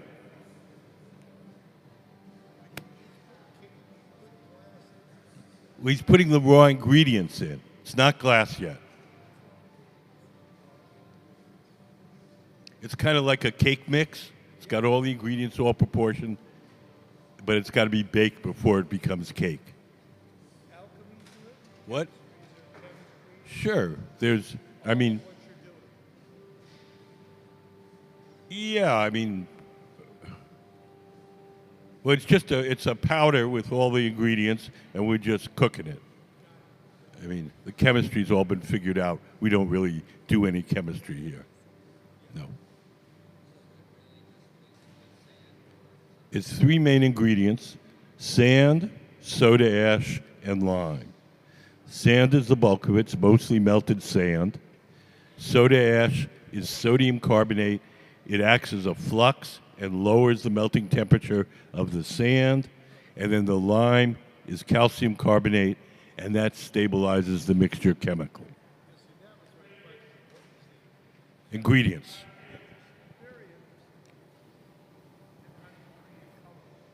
The colors in glass come from mostly from metals dissolved in the glass when you first cook it up.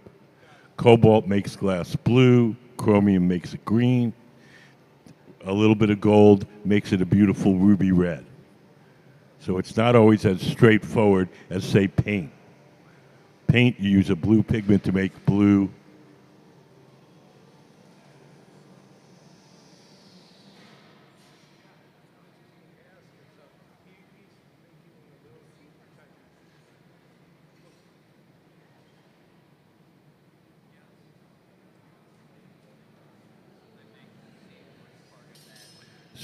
So this morning we made a bunch of seahorses and put them in that oven over there to stay warm.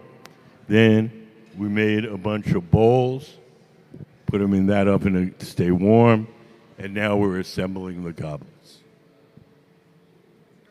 So when they're putting that in the oven like that, Mm-hmm. it must be I'm a builder. Okay. And so I'm a carpenter. I don't do concrete because I don't know when to get off of it. That has to be a real tender time to know. Not really.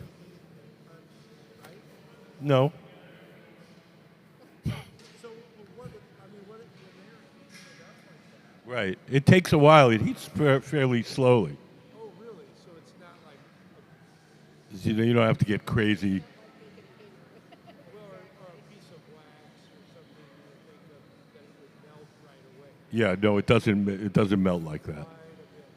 It takes a little while, but you know. Not a tiny thing like. No.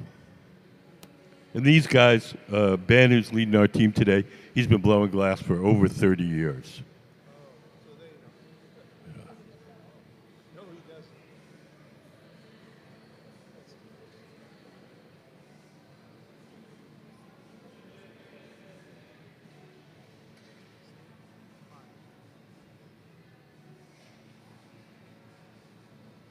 So he's making this part right here. And then we're gonna add a foot, and then the seahorse, and then the bowl. So we made bowls and seahorses earlier this morning. They're sitting in that silver oven. That's called the garage. That's keeping them warm until we're ready to assemble. Is he molding that with a piece of wood? No. The guy just put a board or something. Oh yeah, just make sure it's nice and flat. Yeah, it's just a wooden paddle. Gabe with the hat. is blowing a bubble for the foot. So this bubble that Gabe is making is going to be the foot. This is called a blown foot. It's a classical Venetian style foot.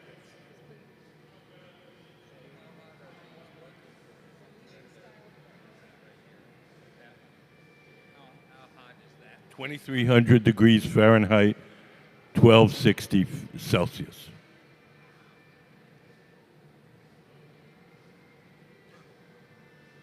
So we're going to cut it off in a teardrop shape. We're going to heat up that teardrop, and then we're going to cut that in half. I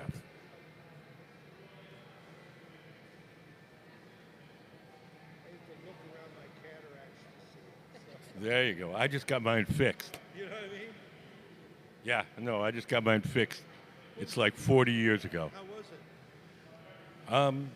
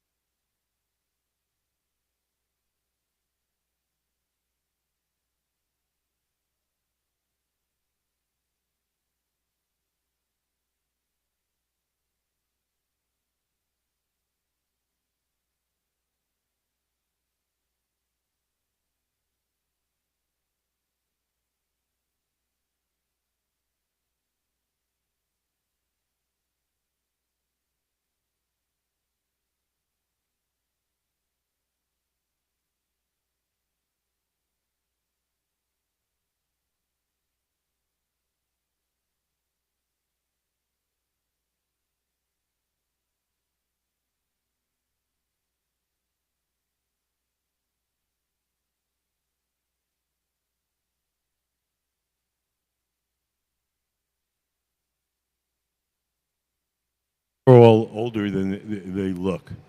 They're very well preserved. Ben started as a teenager. Gabe started in his early 20s. See, that's the advantage of living in Seattle. We learn how to hotwire a car at that age. There you go. You must have gone to my high school. I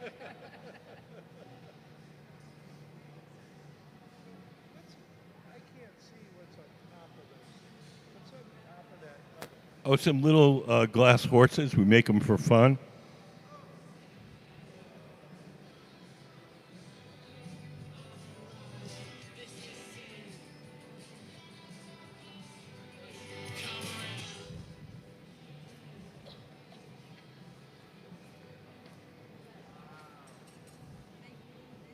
What?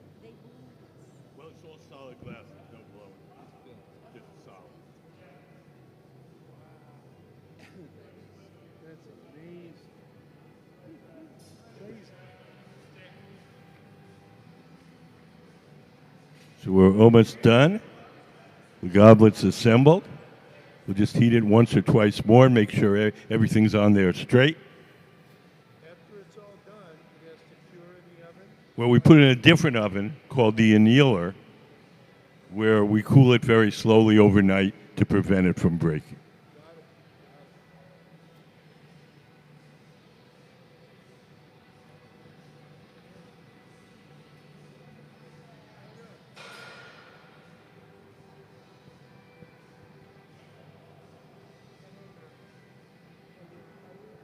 This is it. This is where you do it. Are there other ovens? It looks like another oven there. And is there another oven that way? We have a couple of the annealing ovens, the ones where we cool it down slowly in the back, but all the furnaces are here. Okay. So that concludes our demonstrations for this morning. We're going to take an hour lunch. We'll be back in an hour. If anybody has any questions before I go to lunch, I'd be happy to answer them. Yes. What are some of the big risks faced in assembling the golf? The risks, well, you could, if things aren't properly heated, they could crack. If you let them get too cold. You want to have the glass good and hot so that when you stick the parts together, they're good and fused together. And just getting them straight, getting everything on there straight. Yes. Natural gas.